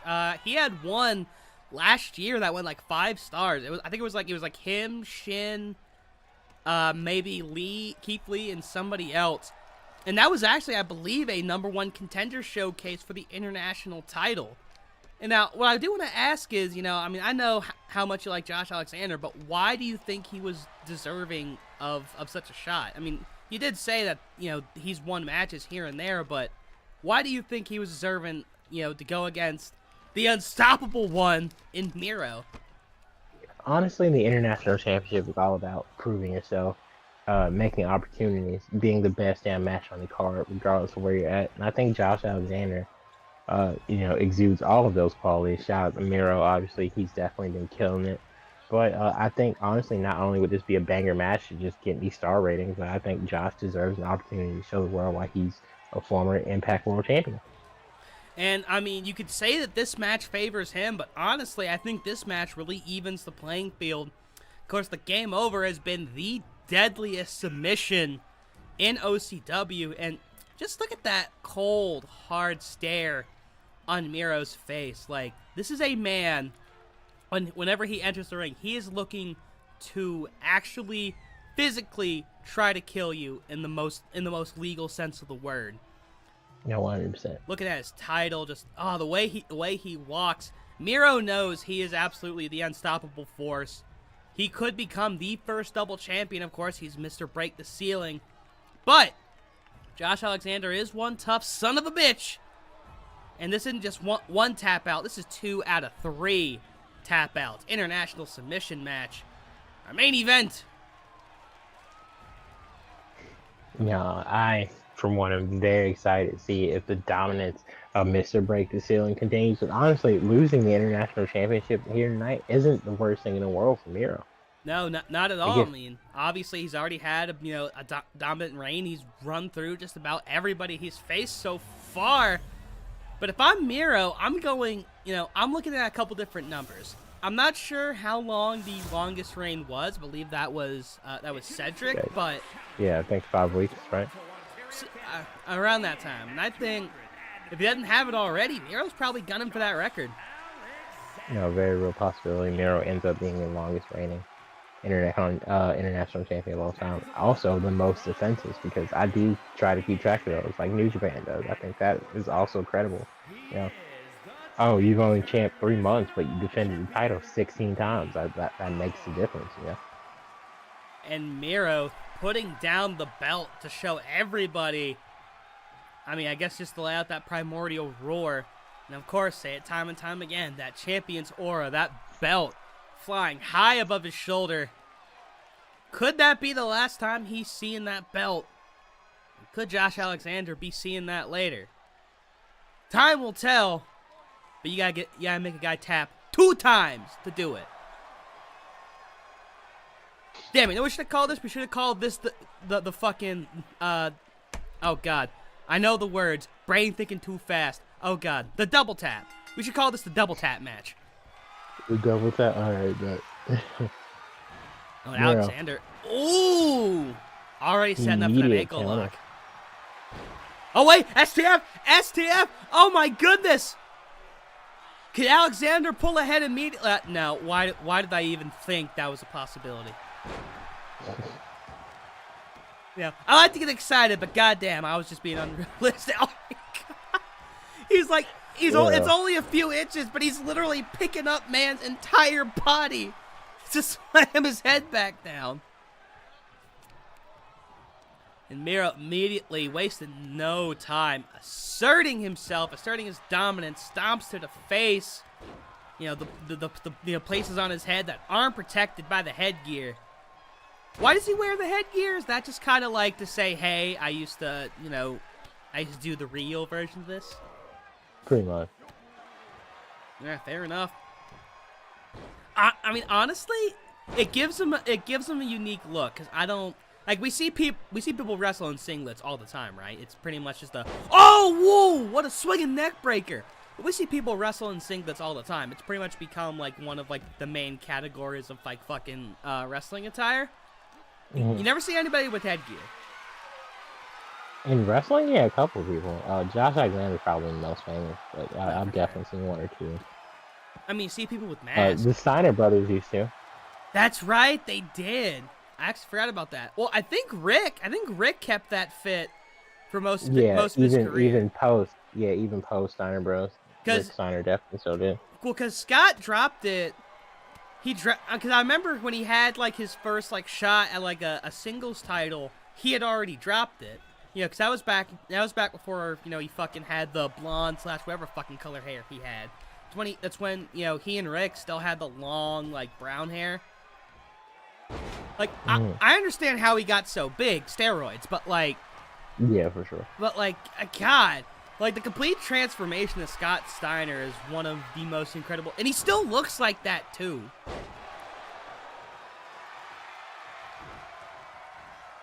Meanwhile, Miro just continues to assert his dominance as we talk about Scott Steiner. Alexander, though, trying to fight back, but that didn't really last long now, did it? Off the ropes. Choked him. Oh, God. The amount of recoil from Alexander on that punch.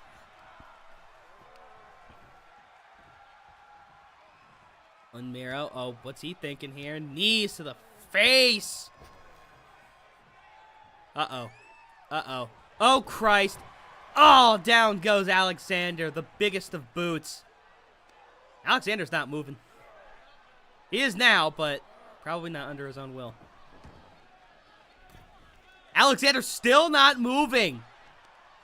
Oh, he was in prime game over position. I don't know what Miro. Oh, okay, that's what he was thinking. And Miro continuing to lay. Oh, Alexander, what a reversal. Oh, but he can't get whatever he was going for, and Miro going to continue to stomp away. I'm a bit surprised Miro hadn't already gone for the game over, but I can at least understand. Miro is somebody, as an international champion, who's not just looking to beat you, he is looking to destroy you, break you down, tear you limb from limb, take away all of your dignity, and then go to your house and fuck your wife after he's beat you, while you're still laying in the ring. Oh, Jesus, though, the power of Alexander. He said, you're not fucking my wife, and I got killed by a moose right in front of her. Brain buster. Alexander showing no fear. He's never been one to fear the man in front of him. Northern Lights. Got Miro stunned. Ooh! Into that spike powder. It connects. Now, but does he turn not Miro a pinfall around? match. No, not at all. And Miro that roundhouse again. Kick. But Alexander, wisely, I mean, even if he's groggy, as long as Alexander can find ways to get to his feet, he'll be okay, at least in the short term, because, again, the game over hinges on the man being down, out, face down in the dirt. And Miro, house of fire with those clotheslines. He looks a little winded at the end of it, though. Alexander, one of the few people that's matching Miro's level of physicality. Stiff knee elbow there. But can he capitalize? Alexander's been able to hold his own. He's been able to throw around Miro's, but oh, here we go. Oh, okay, no, not what I was thinking. He had to make sure he worked on Miro's balls. Another big roundhouse kick by Miro. Alexander should have probably rolled out, but at the very least got to his feet. And still no Honestly, I think Miro is taking advantage of the fact that it's submission only. I think to him, it gives him a chance just to beat the shit out of Alexander as much as possible. Oh, misses. Oh, wait a second. Miro. Oh, German. Wait a second. Oh, he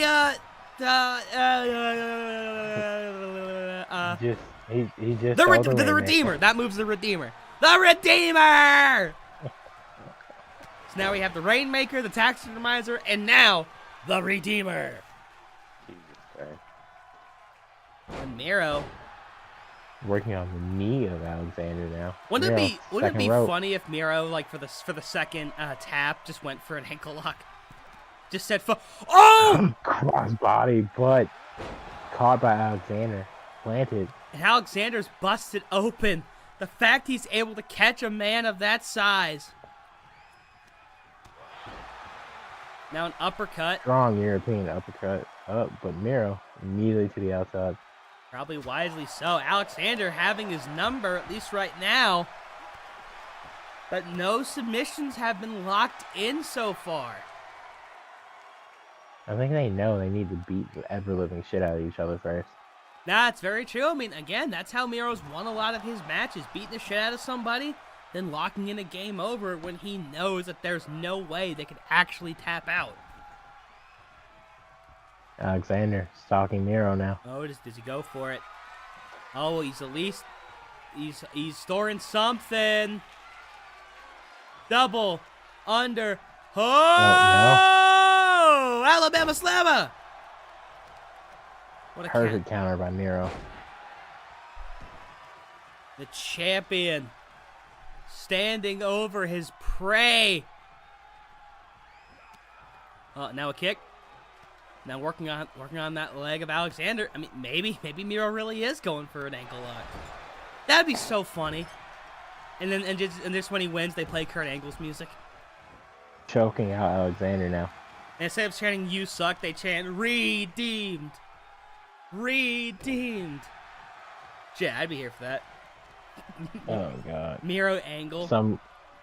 Somehow this gets to Tony Khan and they just do that. Oh, Alexander. Of course, Tony Khan should win Booker of the Year for how he's helped book Jinder Mahal. Oh! Alexander's to go for it. Nail. Oh, he knows that's not enough. You know, Josh Alexander's a big Street Fighter fan. Zangief is his main. That's not, and oh, that's actually really fucking cool. And another. Does he go for it now? Oh, I think he is. Alexander, look at the stretch him. Look at the stretch him. This is the first submission hold locked in. Miro counters it. The cover's not going to help, but it at least gets him out of it. Another pile driver. Christ, that neck. That stack of neck that Miro calls dimes. I mean, if he locks in an SCF at this point, I think he gets two straight. He could. Alexander. Looking for another, yep. Another. Roosty. Sprinkler. I mean, nail.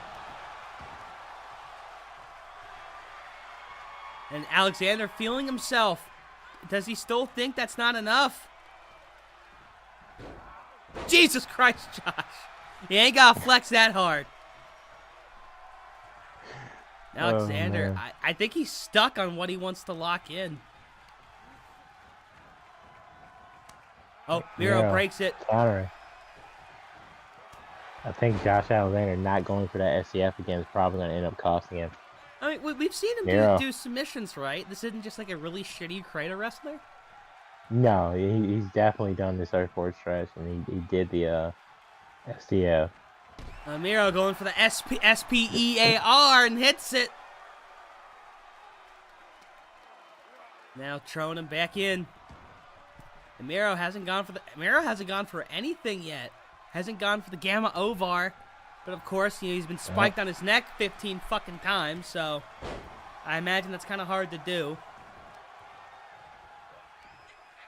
And Miro maybe looking for it. No, gonna press that shoulder. Ooh. Using the claw. Oh, there it is. Uh-oh. Prime position. Game over. Nowhere to go. The Gamma over. One tap. Miro Not keeps it letting go, in. though. Miro keeps it in. There it is. 1-0. And Miro I think he just honestly does it again. Oh, wait a That's minute. like that. Alexander, for a second, a sign of life. But can he capitalize? Nah, I think his life's over. Oh, bear hug? Oh, no. Overhead. Bear hug. down. Overhead swooplex. Oh, Up, and here we go again. Yeah, Miro. this is- Locked in. Wait a minute. Alexander. Oh, The skin what of a his counter. teeth. Neck breaker. Working on that neck again, but oh, Miro immediately back up. Oh, God. This man is unstoppable. A menace. A menace to society. Raking him over the ropes, man. And Miro, he's by the ropes. Does he go for it here? Nah, I think he knows better than that.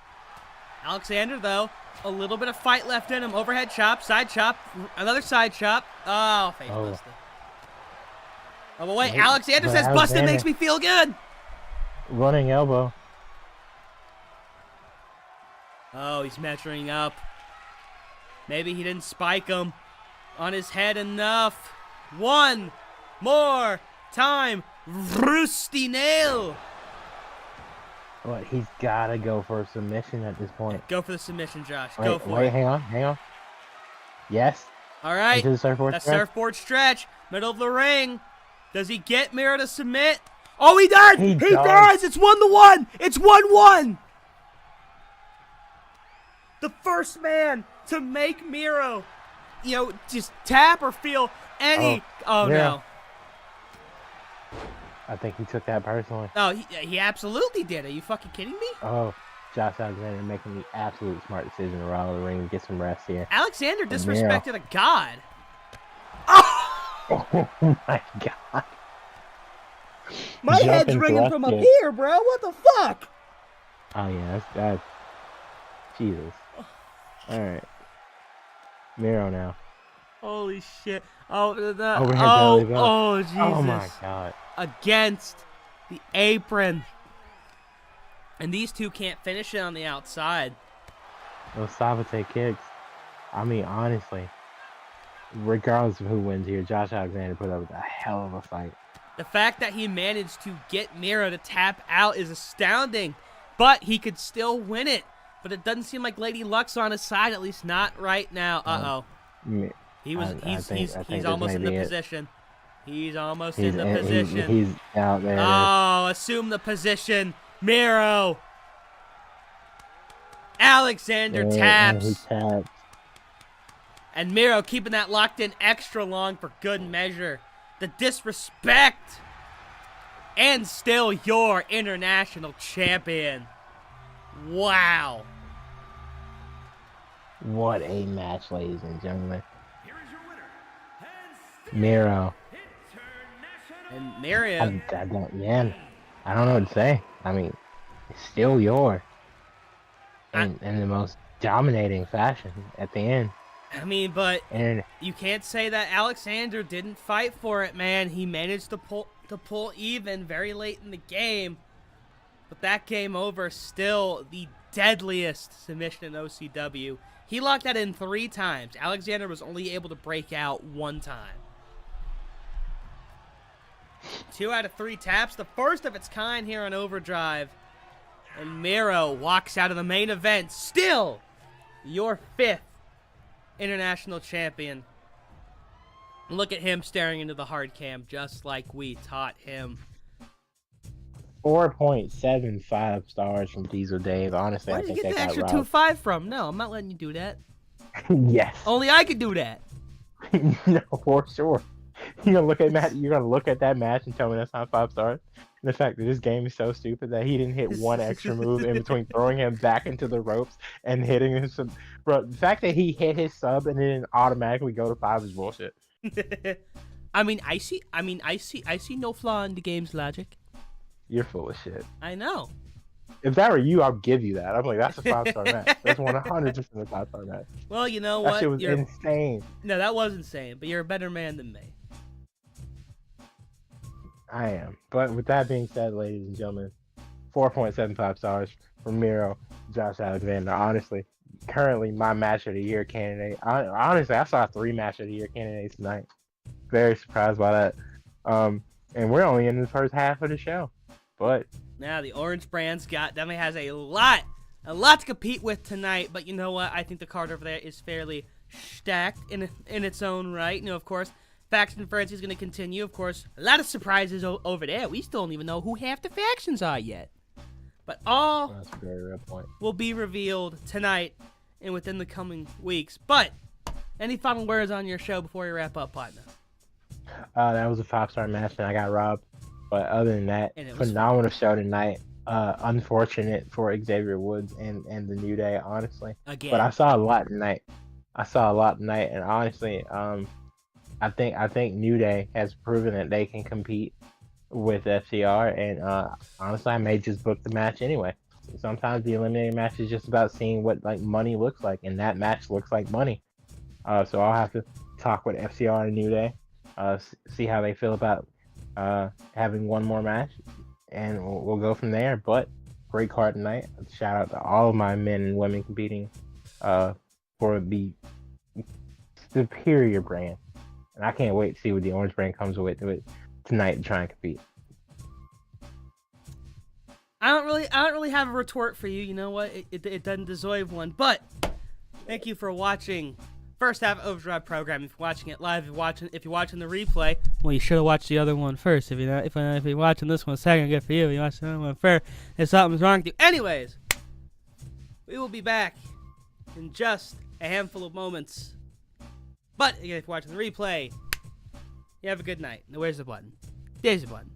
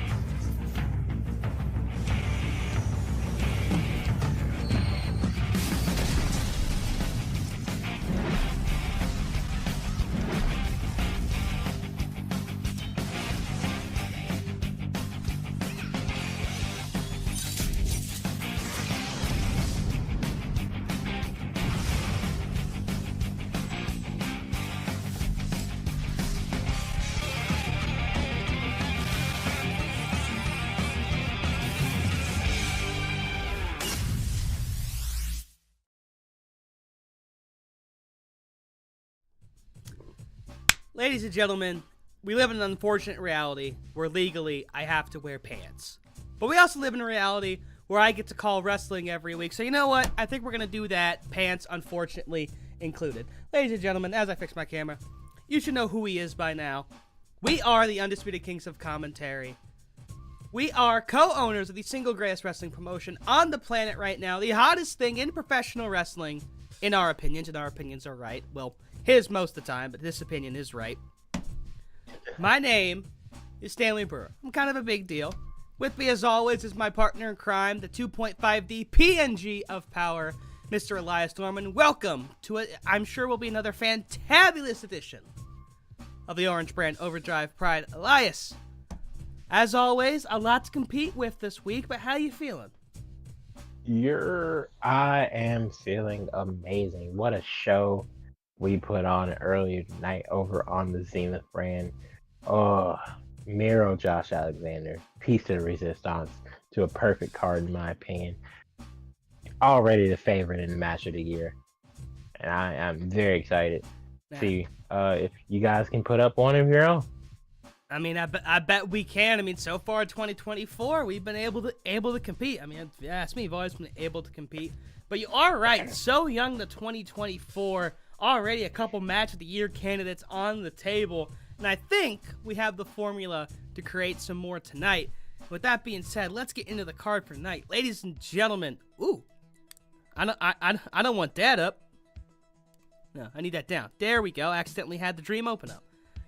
Anyways, Dream Open's overrated. Faction Frenzy is where it's at. Wow, and ladies and gentlemen, to kick off the show, the House of Black has come to the Orange Brand. Well, I mean, they're already kind of here, but they said they have a surprise in store for us tonight in the form of a brand new member. But they'll be going up against the largely unknown Awakening. Of course, both these teams, these are their first matches within Faction Frenzy. We had our first match last week. It was the Prideful Elite versus Forever Your Empire Club. Forever Your Empire Club, the first team to get into the winning category. Next up, how about a showcase match? A prideful showcase triple threat. Mia Yim, Raquel Rodriguez, and Shayna Baszler, who very recently, alongside Serena Deeb, advanced in the Blind Bandit 2. That'll be an interesting match to keep our eyes on.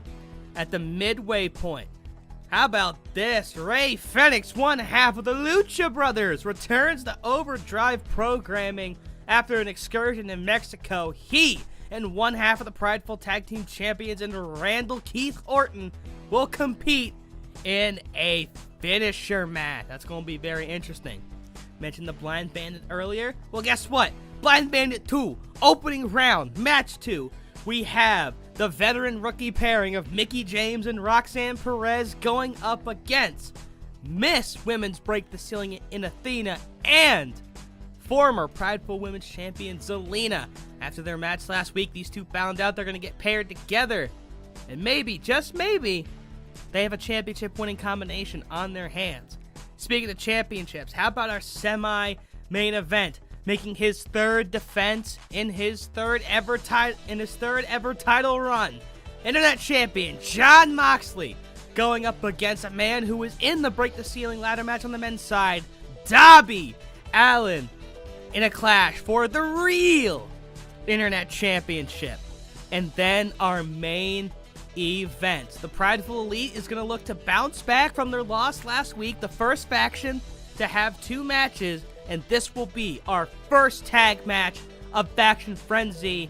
So the question remains, just who the hell are the good people, and what will they have in store for Matt and Nick Jackson? It is going to be a night of surprises and reveals, and we are very, very excited to bring it to you. And I know, somewhere in there are nothing but bangers. I also might have slipped Diesel Dave, a 20 as we were coming in here today. So, he better get those star ratings in order, Dave. I know you can hear me. Anyways, I think it's time we get into some wrestling, don't you think? 100%. All right, let's get underway. First match, Awakening versus House of Black. This is a singles match But who's they going to bring to the table? Who is awakening? Oh, my! It's Matt Hardy and the Martins, which has to mean Robert Roode is somewhere in the back. A remix on the Hardy compound. How about this? Awakening, featuring Matt Hardy, the Martins, and presumably Robert Roode. And it looks like Hardy will be first up for Awakening. You have to wonder, though. You have to wonder, Didn't though. let you have the rights to the Hardy Foundation, huh? Well, no. This team was submitted to me anonymously, okay? We don't know what the Awakening stands for, but their logo's a giant eyeball, so I think that gives us a clue. Yeah, because, you know. And now here comes the... Whoa. Wait a fucking minute. That's Karrion Kross. Outside of a handful of showcase matches, we've barely seen him on TV at all. The man referred to as a killer. And it looks like he's getting the singles nod for House of Black tonight.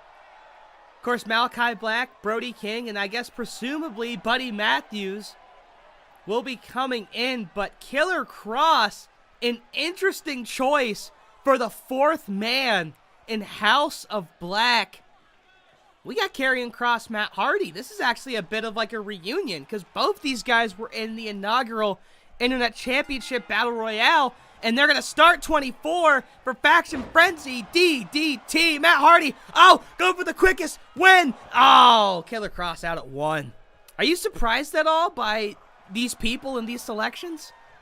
Well, seeing as the Hardy family office trademark intended was already a thing, except he just replaced Private Party with the other black tag team, and then he replaced Ethan Page with Bobby Roode now. House of Black has been a squad for forever. Karrion Kross thinks he's a dark cult leader, so why not join the actual dark cult leader? This is about what I expected. I think it's cool though. I know, 100%. So, I mean, you have to wonder. So, if they got Karrion Kross going for the first singles match for House of Black, you have to wonder who they're gonna send out for the next one and who they're gonna send out for the tag matches. Oh, what a suplex! Oh, another one by Karrion Killer Kross. Throwing Hardy with reckless abandon. Well, you got Malachi, who's the United States champion, so I would assume he's automatically the other singles guy. But then again, he and Brody King are the current PWG World Tag Team Champions for like 900 days plus at this point. Damn, good for them. Yeah, well, PWG hasn't had a show in forever. That's fair. But, Hardy taking out his revenge. Vicious headbutts by Matt Hardy. Of course, the tutelage of Matt Hardy to the Martin brothers has brought them a lot of success. The Martins have been 5-star machines. Unfortunately, two chances at the Prideful Tag Team titles came up short both times. But an opportunity to win Faction Frenzy and be at Supremacy. May not be as good to some, but that's still a hell of an opportunity that you do not want to miss out on. And Matt Hardy. His brother calls this place home. Matt, no stranger to paradise. Looking for broken broom handle. Plants the killer. I don't know, but there's a lot going on. But so the Kings of the Black Throne, aka Malachi and Brody, could be the tag guys. But last time I checked, there was one more guy. I think he's married to like this really hot goth Dommy Mommy. Yeah, I think she has a match on your brand in the coming weeks. Yeah, so maybe that guy. Hardy locks in a figure 4. Oh my goodness! I haven't seen Hardy's submission game in a very long time. Karrion trying to reverse the pressure, and he does. Now, I think I can see... He's taking advantage, though. It looks... Hardy's holding on to that knee. Oh, yes, he does. Picking him up. Oh, what a reversal by Hardy, though. But I can 100% see why Killer Kross would join the House of Black. Karrion Kross was a highly regarded draft pick. Odd effect. but just hasn't been able to go anywhere here on the Orange brand. He's had matches, but no real opportunities. I don't know if he offered to join House of Black or if they gave him the offer or if it's just one of those weird, like, psychic cryptid things that brought them together. But Killer Cross looking as fresh and sharp as ever here in this match. Yeah. Hardy, though, at the... Taking 6 overall in the 4th round of the initial draft. Cross kind of been trying to find his way, but hasn't really found the footing compared to, Matt Hardy, who's been absolutely everywhere. Who, if I'm not mistaken, was taken in the 3rd round along with his brother. Yeah, back-to-back picks in the 3rd round, and 8 respectively. That was absolutely one of those spiteful picks. Twist of fate! Cover. 1, 2. Wow, Matt Hardy picks up the win for Awakening. And they will tie FYE for the current lead with 1 point apiece. Hell of a debut for the Awakening. Yeah, it was really cool that Faction Frenzy started, and there was a point tournament system right around the same time that Dream Open was making But that's just 1 people. Round. These are 4 people apiece. Totally different. Yeah, it's not like it's just not a round robin tournament that allocates points to winners, draws, and losers. Huh. Wonder where you got the idea. Well, I wonder where you got the idea for your 4-way swing earlier tonight, Elias. Oh, I stole the fuck out of it. I don't have any problem admitting that, but I made it better. What do you mean? What do you mean you made it better? You put 4 people in. What? Right. What do you mean? So you introduced the 4-way swing, right? And yes, then because I'm a genius. Right, and then I created the Champions Ballot, which is the greatest fatal 4-way in the history of this company. And so anything after that is just kind of subpar, but also just wait until there's Champions Ballot 2, Electric Boogaloo, Women's Edition. Yeah, whatever you say, Azulan, or not Azulan, I'm sorry, whatever you say, Sniper Wolf. Anyway. Whoa! Whoa! I feel bad I called you Azulan because people keep saying Azulan's the ripoff, even though Sniper Wolf has literally ripped off years of content. That's a whole other rabbit hole. Let's get back to wrestling now, regardless of who... also doxes people. That's also true. But to avoid getting doxed ourselves, let's go ahead and get back to wrestling. Here comes Mia Yim. Yes, the HBIC, unfortunately, Mia just could not find a spot to fit in on the Zenith brand, so trade happened, and now she's making the best of her opportunities here on the Orange brand, competing in this match here tonight.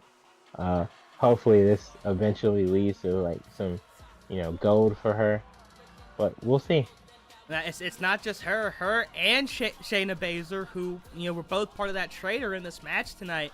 Now, in your brand, Shayna and Mia actually were a tag team over here. And last week on, the first edition of Blind Bandit 2, remember Shayna Baszler and Serena Deeb beat the defending winners of the original Blind Bandit in the Shooting Stars. And now Shayna has a huge singles opportunity. If I did have to pick a winner, I would probably pick Shayna just because of how much momentum, does mean in this company. And now here comes Raquel, who's proven herself time and time again to still be a phenomenal wrestler. But much like Mia, still kind of searching for that one big win, that one big opportunity that'll push her in the stratosphere. She's been close. She's been in some high-profile matches, but for one reason or another, just not able to get it done. No, yeah, unfortunately. Raquel tries to take full advantage of her size, and at moments it pays off, but when it comes down to the nitty-gritty, that clutch that cannot make this free throw in the 4th quarter, ice water in the veins, she doesn't have it. She's still looking for it, but I expect great things from Raquel in the future. Honestly, maybe a change of scenery would do her some good. Look what it's done for Rhea Ripley. But for now, Orange Brand is where she resides. And of course, last to come out, Shayna Baszler, who we talked about earlier in this earlier in the entrances. Shayna Baszler making a bit of an impact herself since coming over in that trade. When we talked about Blind Bandits last week, Shayna's been featured heavily in OCW television, whatever the fuck you want to call this. Of course, coming off, competing in the Break the Ceiling match, Mia Yim also in that match. Of course, Shayna had to win the second chance match in order to get there. Originally tapping out to Serena Deeb, who, funnily enough, is now her tag partner. And of course, Shayna, already a submission expert herself, but when you have her and Serena probably traveling up and down the road together, I mean, you have to imagine the things that Shayna might be able to pick up. Baszler, Oh, for sure. And Baszler, go ahead. Shayna's always been just on the precipice Yeah. of greatness, and it's always just that one win away. I was hoping that one win in the alternate universe would be over Ronda Rousey when she sent her to the Indies, but saw how that went. So maybe this match and the Blind Bandit 2 still really interesting. Where you got that from? It's completely original. Can be that step.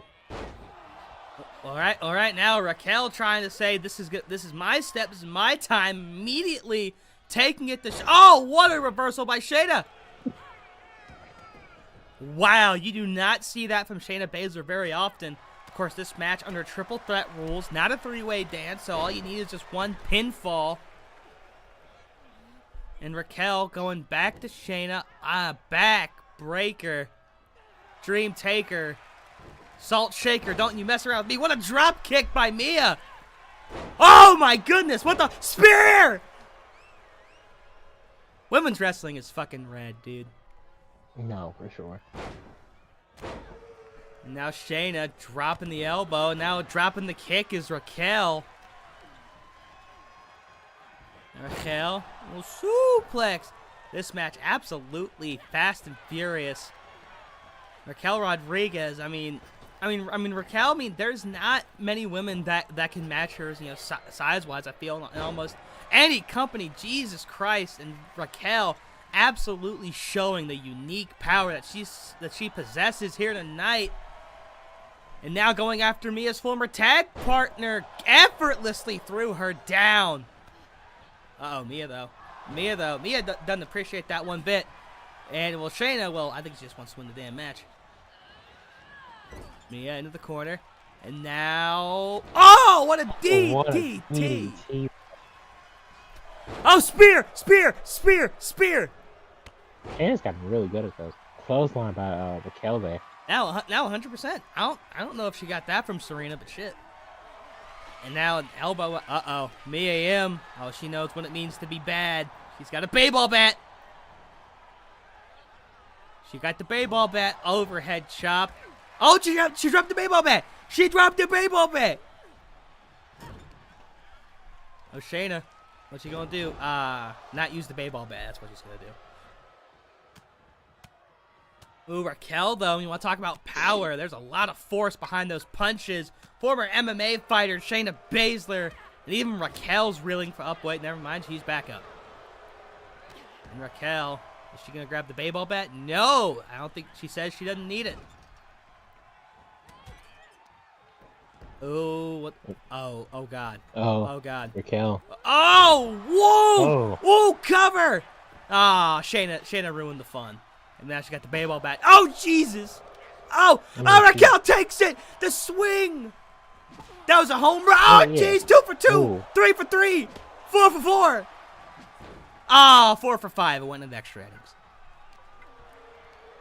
God, you could hear the whiffs and the pows coming from that baseball bat.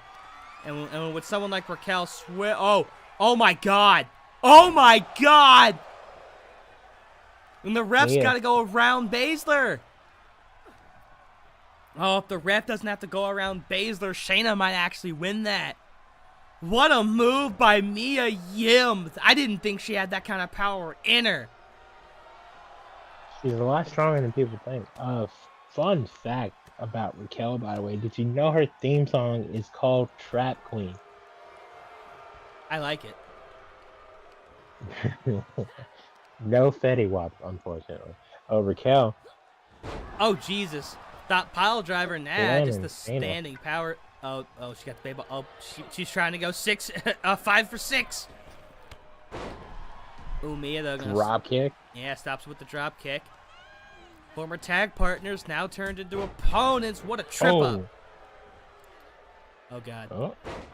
Effortlessly throws her down. Choke slam powerbomb there. I mean, Jesus, Mia Yim. I have not seen this side of her. She is taking it to Raquel Rodriguez. It's like Andrew Everett going up against Lance Archer. It's like giants colliding. Christ. You know, Andrew Everett's like 5'10".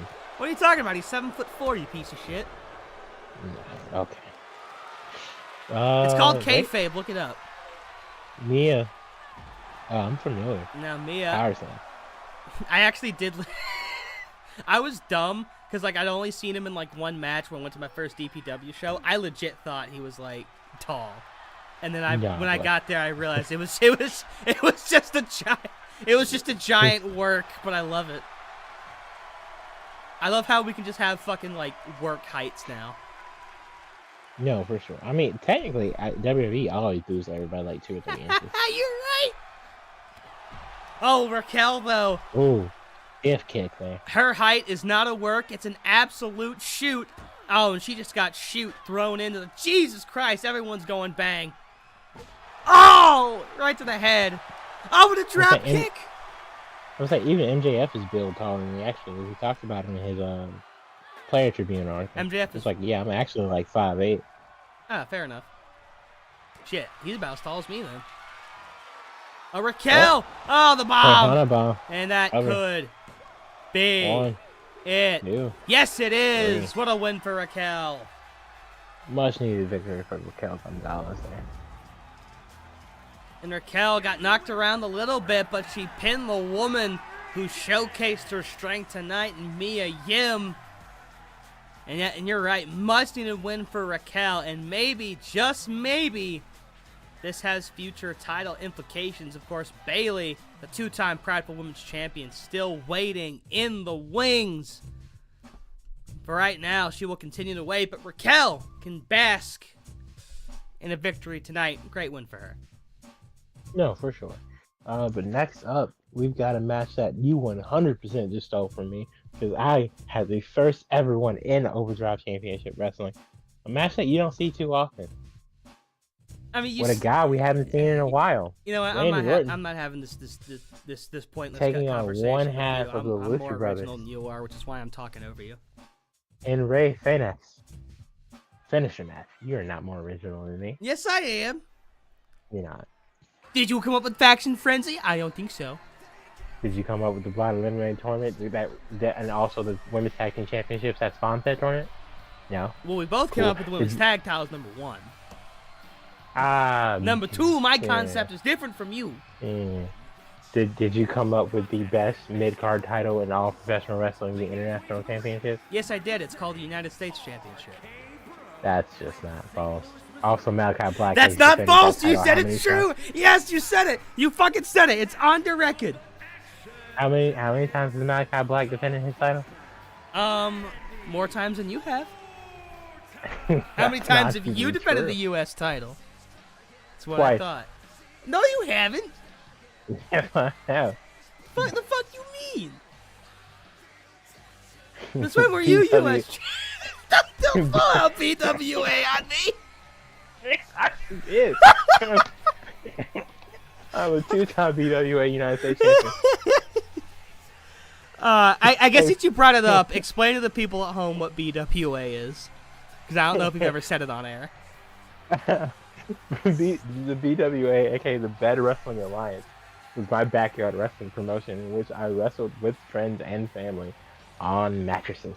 And we had a World Heavyweight Championship, which I am the final and 5-time champion of. The BWA World Tag Team titles, which I am a 2-time World Tag Team champion. Both times I was betrayed by my partner leading up into pay-per-view matches. Nice. So basically all my tag team title runs were just John Cena's. And I am a 2-time BWA United States Heavyweight Champion because I was like, yeah, we need a title for all the workhorse guys. And then once I got barred from challenging for the championship for a year due to heinous circumstances from a terrible insurgent general manager, I was in the U.S. title division for a while. You got. But Hey, how did you get barred from your own world heavyweight title? during my second reign, which is the longest reign in the history of the company, Uh-huh. at 405 days, uh, I got a little too power hungry with the shovel, and so there was an insurrection, and then I got jumped, and what I thought would be a one-on-one match for the championship and rights to the company, it was not. I was jumped by the current tag team champions and my father, and And my father.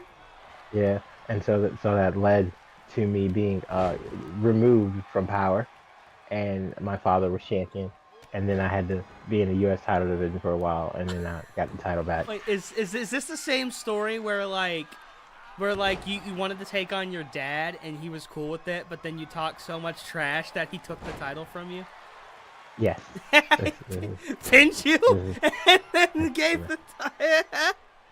Oh Yeah. god, that's funny. We need And to then keep. I'm sorry, keep he going. he yeah he fucking Andre the Giant me, and then he gave the title to my cousin, which means my cousin was then the owner and operator of BWA for a full calendar year, in which I was regulated to the tag team division and the United States Championship division.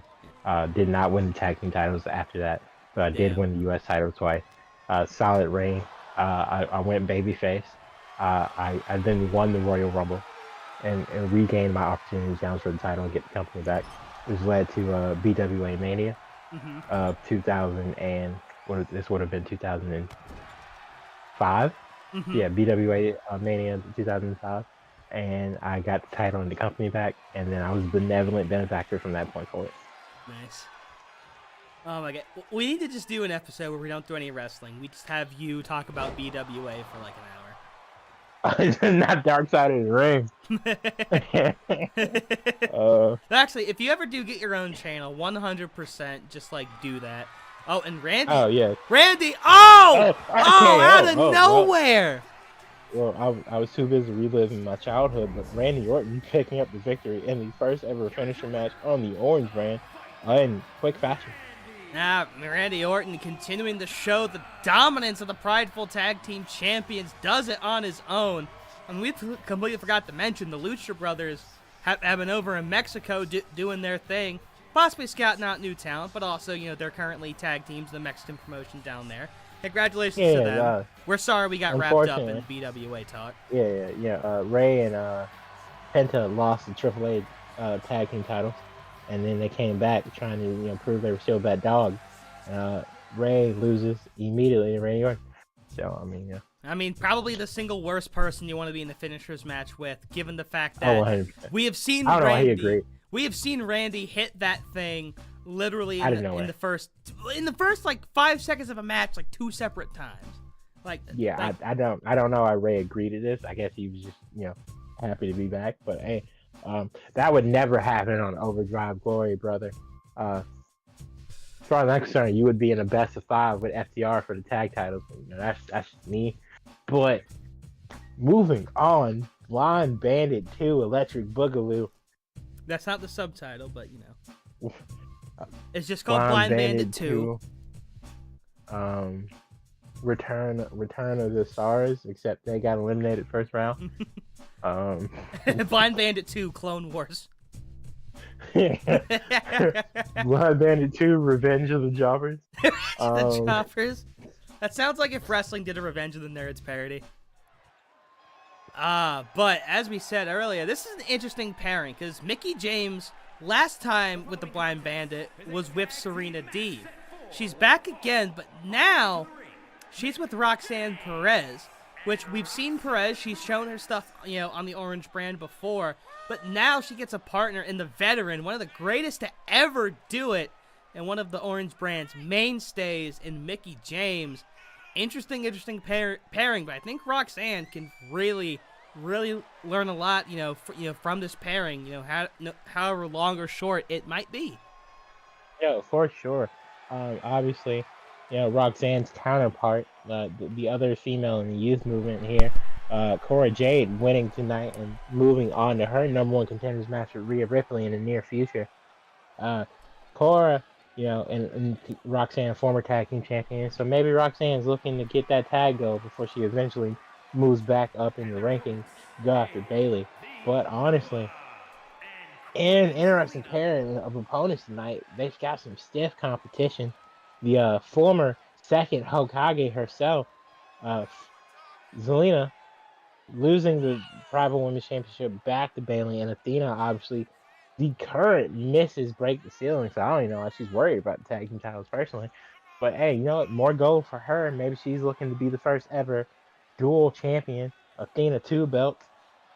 I mean, could very well be. What I'm thinking, though, is the fact that, I mean, Athena and Zelina had a match last week. It was a very good match. Zelina, though, picked up a much-needed win.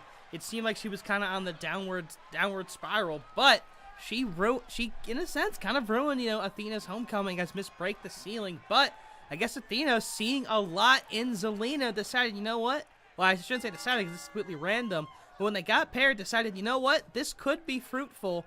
And the two seem to be all chummy coming out. So for right now, they're cooperating, and a little bit of cooperation can go a long way. Athena, though, immediately locking it up with the veteran Mickie James, and we are underway. JF neck breaker there. Of course, Mickie James has done what she's done, in every other brand here in OCW. She's been a trailblazer. She's been a history maker. She's been in some OCW's most important matches. And here she is in her second blind bandit. And again, her former partner Serena Deeb is sitting in the next round, waiting for an opponent. And Roxanne immediately taking the fight to break the ceiling, an opportunity she herself missed out on. Athena, though, quickly out at one. And ooh, Mickie strutting her stuff a little bit. I think she's got some words for Zelina Vega. They do. Oh, Athena taking exception to that, handling Mickie, and now she and Roxanne are going to lock it back up. And Roxanne, soaking in the limelight and the praise from OCW Nebula. Roxanne, another one of those people who, unfortunately has just kind of, fallen by the wayside as weeks have gone on. But every opportunity she's gotten, powerbomb there. Every opportunity she's gotten, she's shown her skill. She's shown us what she can do. It's just she hasn't been able to fully capitalize on any of them yet. I do feel bad. She did win one of the inaugural Women's Showcase matches.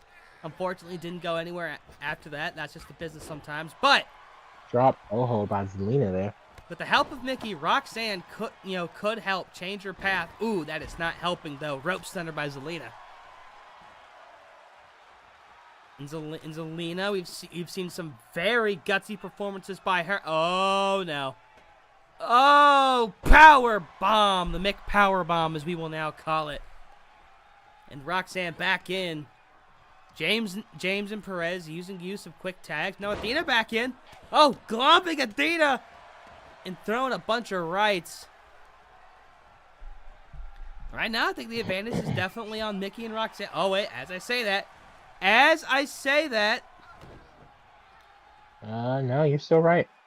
And another powerbomb. Oh, the power of Roxanne Perez, honestly. She's a very small woman, Yeah, but there's been a powerbomb symphony by both these women. Oh, ooh. Athena. Tagged the crap out of Mickie there. Oh, Mickie. Ooh, little reverse layout through the tuh. And Mickie showing off her stuff, and she's got Miss Break the Ceiling and oh, what a spike on the DDT. She's got Miss Break the Ceiling in a bit of an odd way right now. Uh-oh. In a spear. Ooh. And Roxanne immediately dropping down and gonna feed Athena back in. Zelina's still standing on the apron, though. It's still pretty early in the match to be going for, the guaranteed pinfall. Tag back into Roxanne by Mickie James. I mean, you never know. This brand is absolutely fucking cursed sometimes. Yeah, that's true. Thankfully, some of the curse went over to your brand. Oh, yeah, Athena. 6 weeks. Kips back up. Girl. Oh, what a little... I guess, I don't know, ripcord knee? I don't fucking know. But Athena... Uh-oh. Roxanne, though, immediately coming back with a fire. Off the rope, drop down, jumps over. Ooh, one-legged kick. Single leg drop kick cover. And Ooh, so, Zelina flying. Zelina. She goes zoom right across the ring. Susan. Oh, Roxanne now. Oh, Ooh, little Paige twist. Turner. And Athena, you know, hoping that actually I can't capitalize off of that. I was trying to make a good analogy. But now Athena in a bad way, sitting in the corner. What? Twisting. Roxanne, Oh, Ooh. God. Like a poison runner right into the ropes. Oh, Athena rolls up. Most devastating move in all of professional wrestling. Only a 1 count though. Ooh, Athena. Oh, this could be it. Deep. No, Zelina. No, add it 2. Deep cover, though. What a move by Roxanne. Oh wait, hang on. There goes Zelina. This is the opportunity. And Miss Break the Ceiling is all alone. I don't know if she can go 2 straight weeks with a loss. I mean, honestly, Dolph Ziggler lost like 15 matches before he cashed in on Dr. Daria. Okay, fair And enough. the pop was still insane. 1, 2. Oh, and Athena. Oh, Wait, Roxanne though. Roxanne immediately countering Zelina, who tried to break up the pin. I think Athena kicked out her own power. Mickey James is running around. Athena's back up. One-legged drop kick. This could be the momentum. Face. Could be the momentum that she needs. Mickey. Uh-oh. Oh no. Oh, Counter Athena.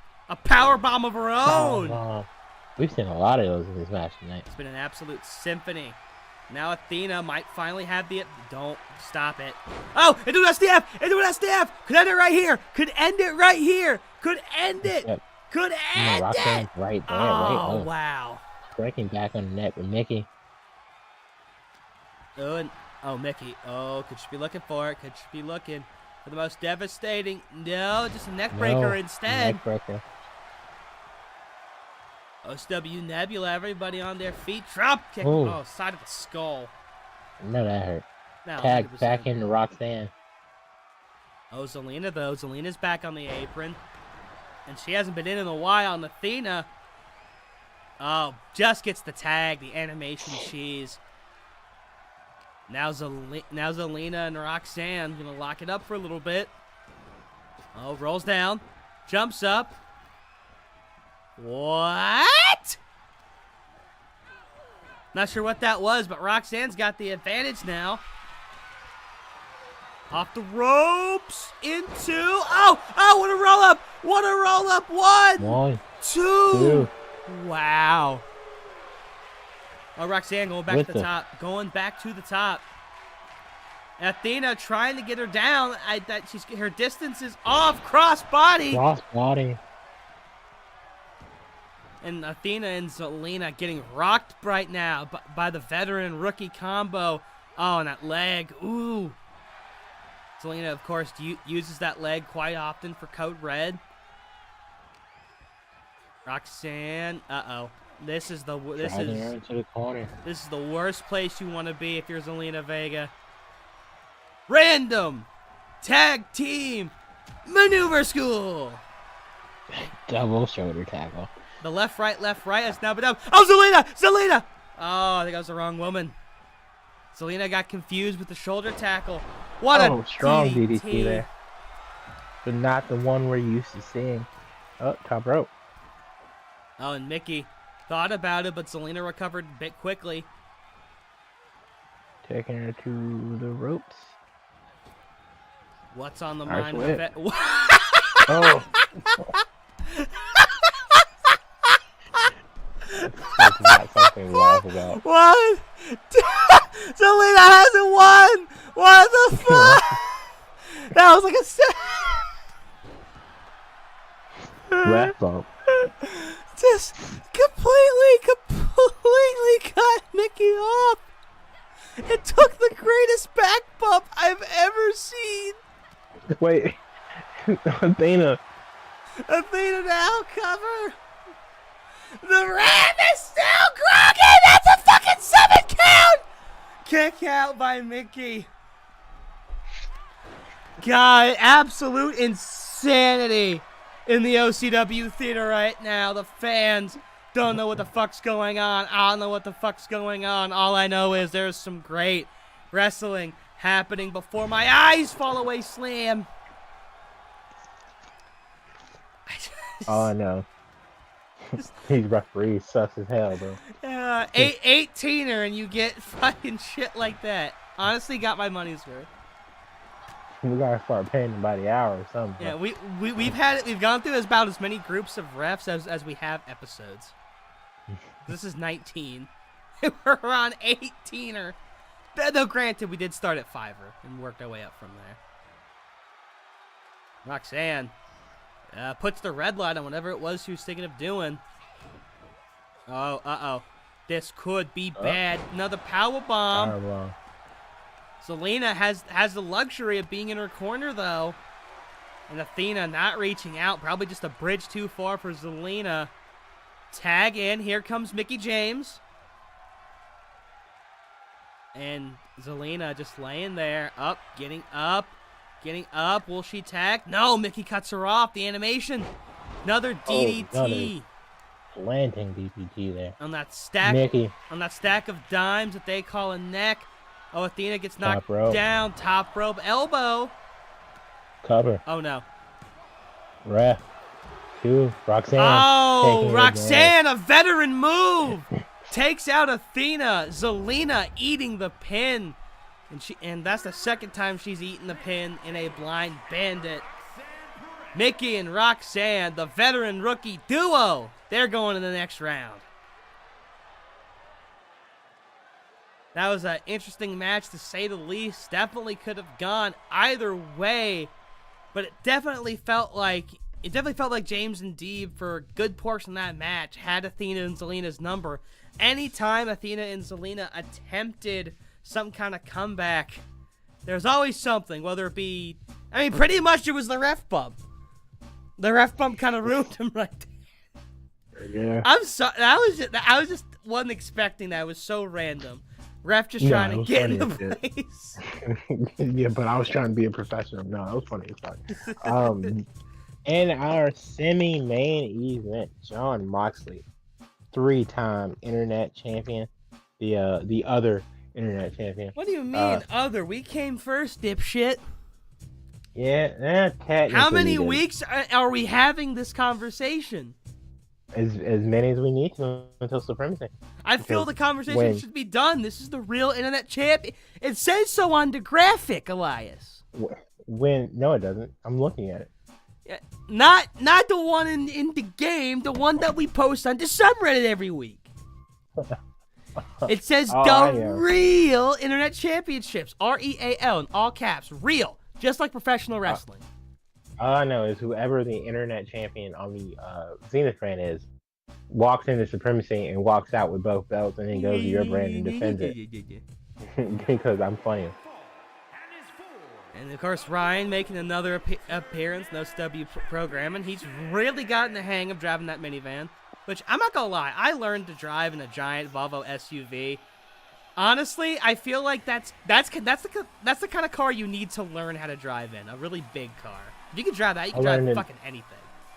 I learned to drive in a Dodge Caravan and a 1992 Ford Explorer. Nice. Because, like, literally, because I got my brother's car when he went to college, and, like, he drove like a 2008 Mazda 3. Nice-ass car. If it wasn't for people being stupid, I would still be driving that probably, but... Yeah, I was like, bro, when I met you, you definitely did not have that car. No, 100%. I had the truck by then. But when I was driving that car, I remember driving, I was like, Spencer, like, wow, like, this car feels so fucking good to drive. It feels... like, just so smooth. And she's like, yeah, because you learned to drive in Mom's fucking tank. That's like, fair enough. Now, but Darby Allin, he was my pick to win men's Break the Ceiling. Of course, falling short in a pool of just heavy competition. Darby Allin, he's been pretty prolific on the Orange brand. He's been in the tournaments.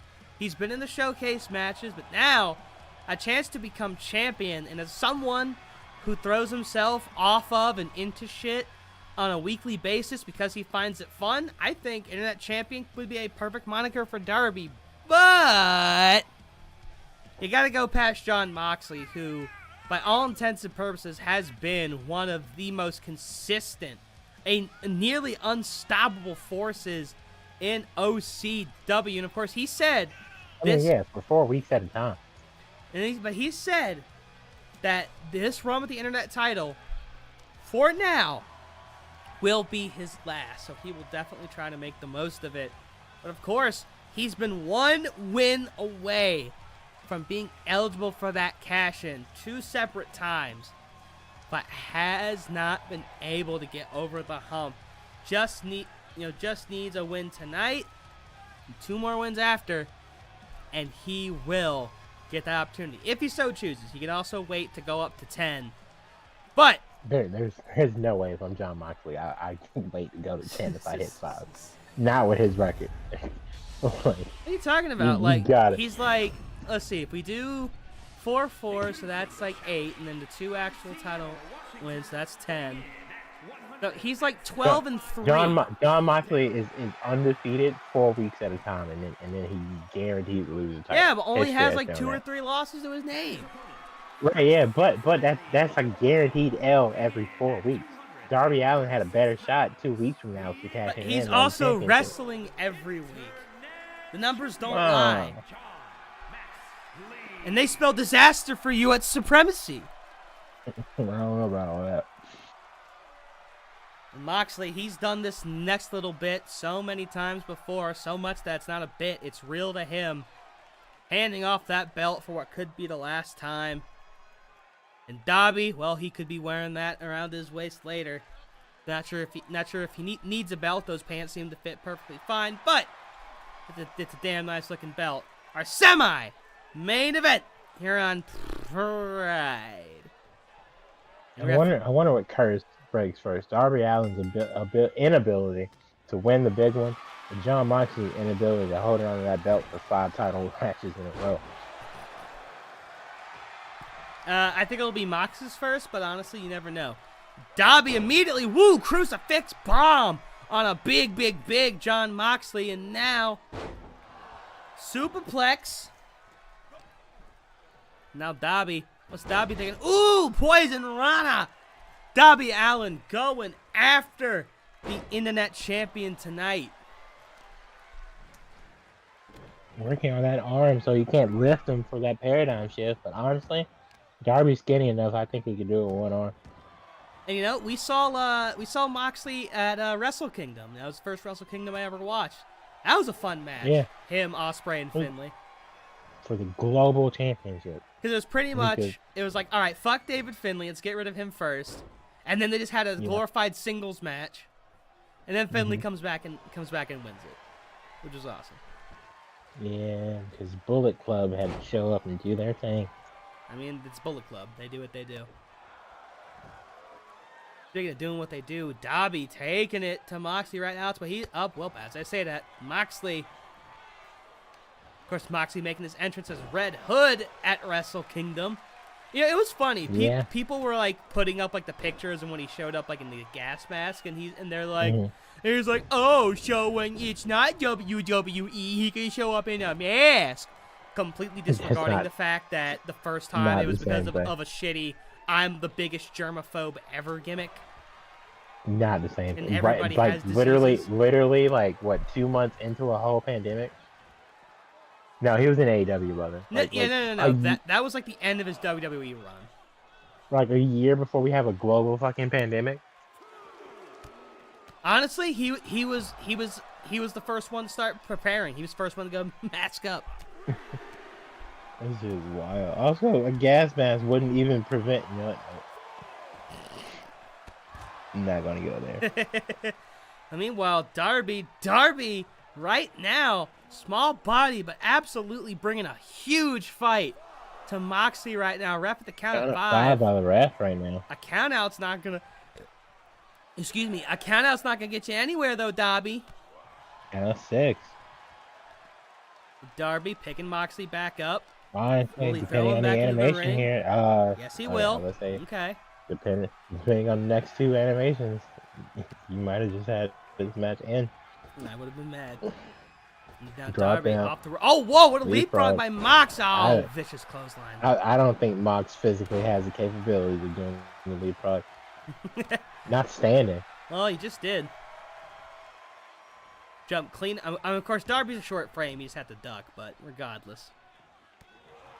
And now Mox delivering a stomp of his own, into the midsection of Darby Allin. There's that elbow. Oh, and now, ooh, those vicious rights. Moxley, of course, death jitsu, fuck you. It just means I'm going to beat the ever-living dog shit out of you because I find that fun. Cover. And he kicks out at 1. Oh, and a DDT from the knees. Not enough, though, honestly. Nah, it's not going to be enough to get, to beat somebody who's been as fruitful as champion as Moxley. Darby, though, absolutely bringing the fight to Mox so far. Pretty evenly matched, but, ooh, God. Moxley chop punch to the face. Yeah, Darby might be unconscious. No, out of 1. I was going to say, that sounded beautiful. I'm sure Eddie's watching in New York, and he's fucking proud. Did you see that somebody, like a news station, brought Eddie on to do interviews, and it's just like, everyone was just like, Eddie Kingston doing daytime television? Yeah, I did. He talked about suicide awareness and stuff too. I saw. He also talked. I think I retweeted it. Yeah. I saw because he talked about because I read this in his I think it was Players Tribune article. He talked about. Oh wait a minute! Oh, Code Darby! No. Code Darby! 1, 2. Oh my God! But he talked about wrestling was like the only thing that kept him from being a crazy kid. That's why his mom would always get it for him. Now, I loved he talked about the old tape trading scene from back in the day. Yeah. Oh wait, Darby. Coffin drop. Oh. Modified coffin drop elbow. Oh, this could be it. This could be it. We can have a new champion. New champion. New champion. Darby Allin wins it. Jon Moxley can't defend that title to save his life, ladies and gentlemen. At least it was the third defense this time. Ladies and gentlemen, that makes it worse. Darby Allin gets his... Shut up. Let me be happy for Darby. Darby Allin gets his big break. Your new internet champion. I can't wait for Edge to spear that little midget out his feet. Edge, wait, is that? Oh yeah, Edge is internet champion. Shit. Yeah. Damn it. Yeah. Fuck. No, Darby's gonna get buried. Yeah. No. On that day, you'll see clearly. And everything will come to light. That the real internet champion. That the is on champ. the Zenith brand. That the champ. He will break your dreams, and he's on the Zenith brand. I can't wait. Oh, God. Well, we'll see who's who when we get there. But for right now, Darby Allin becoming the now 4th unique internet champion. As we said, Moxley has stated that this run was it. So I think we should just take a moment to appreciate all the work Moxley did. Of course, 2 times coming up short. Wait. What? Isn't Darby the 5th? Isn't Darby 5th?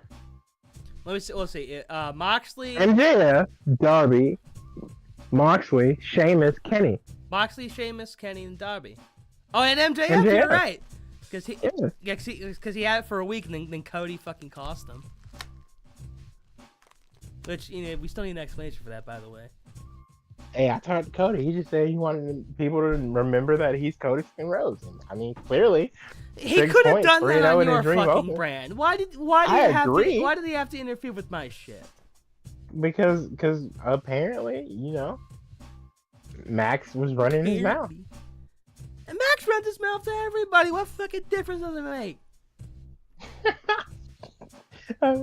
Check Snapchat. Oh, God. Okay.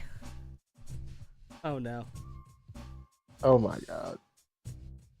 But with that being said, while he checks our local group chat, in our main event tonight, Faction Frenzy, a.k.a. Faction Warfare, continues. It's the Prideful Elite, Kenny, the Bucks, and Wes Lee, The Bucks taking the tag match, taking on the Good People. I have no idea who's in this faction, but apparently, a bunch of good guys.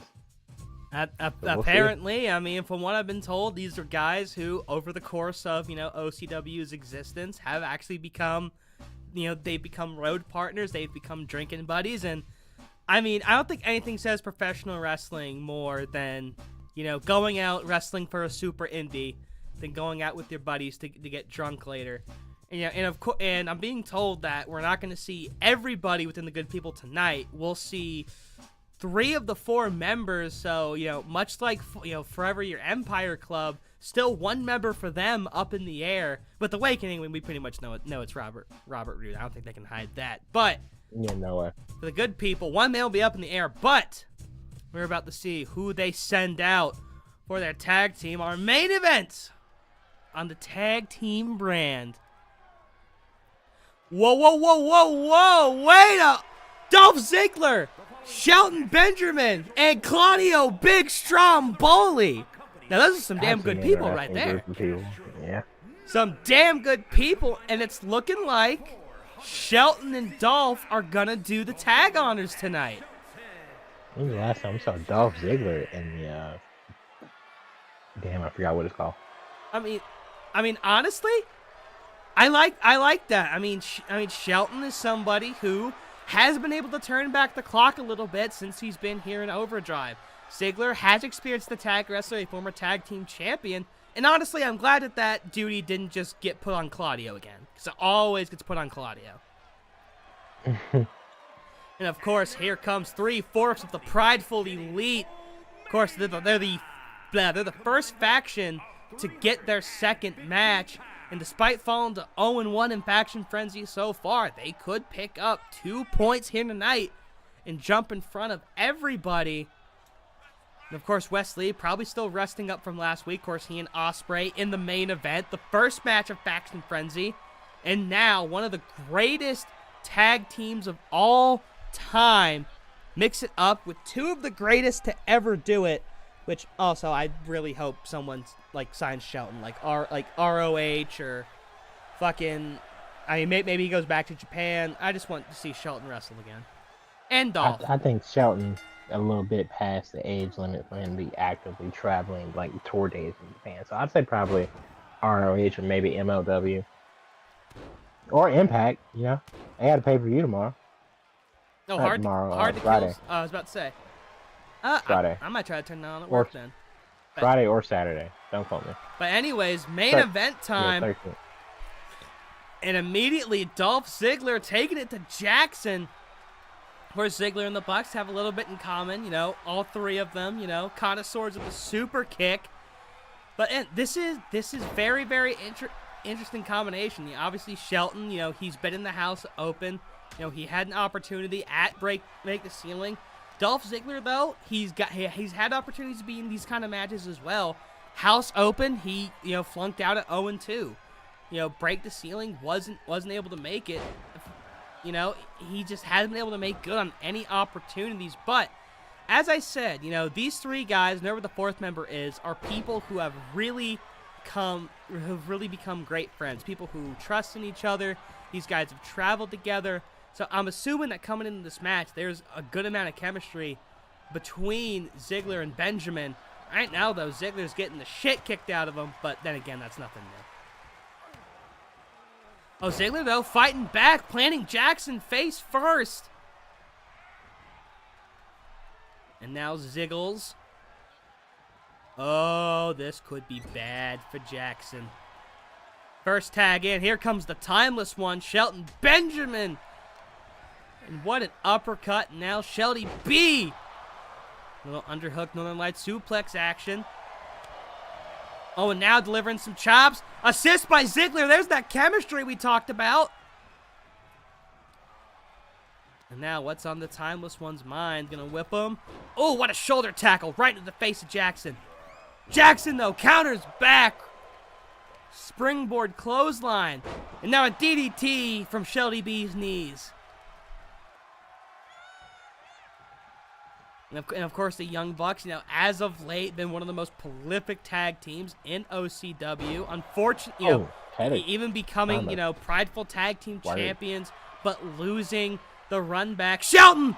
Duh, man. That was not very timeless of you, Shelton. And Shelton, Jackson's oh, wait a minute. Shelton. Mauling Shelton Benjamin. I was going to say paying for it. Nah, he's still paying for it. Power slam, and Kenny Omega not even turning around to watch it happen. Kenny Omega saying, "Shelton Benjamin, you are beneath me," and that's not very nice. Oh yeah, Loki, Kenny Omega, Shelton Benjamin is slap. That would, God, especially like. Can we? No, right now, no, please. Count of 8. I'm about to be so sick. Count of 9. No. Oh wait. Oh no, my God. No, please. No. Count it, ref. Fucking count no. It, no. count it, No. Count it. Fuck! Damn it! The Tribal Elite pick up a tag team victory. How many points is that? That's 2.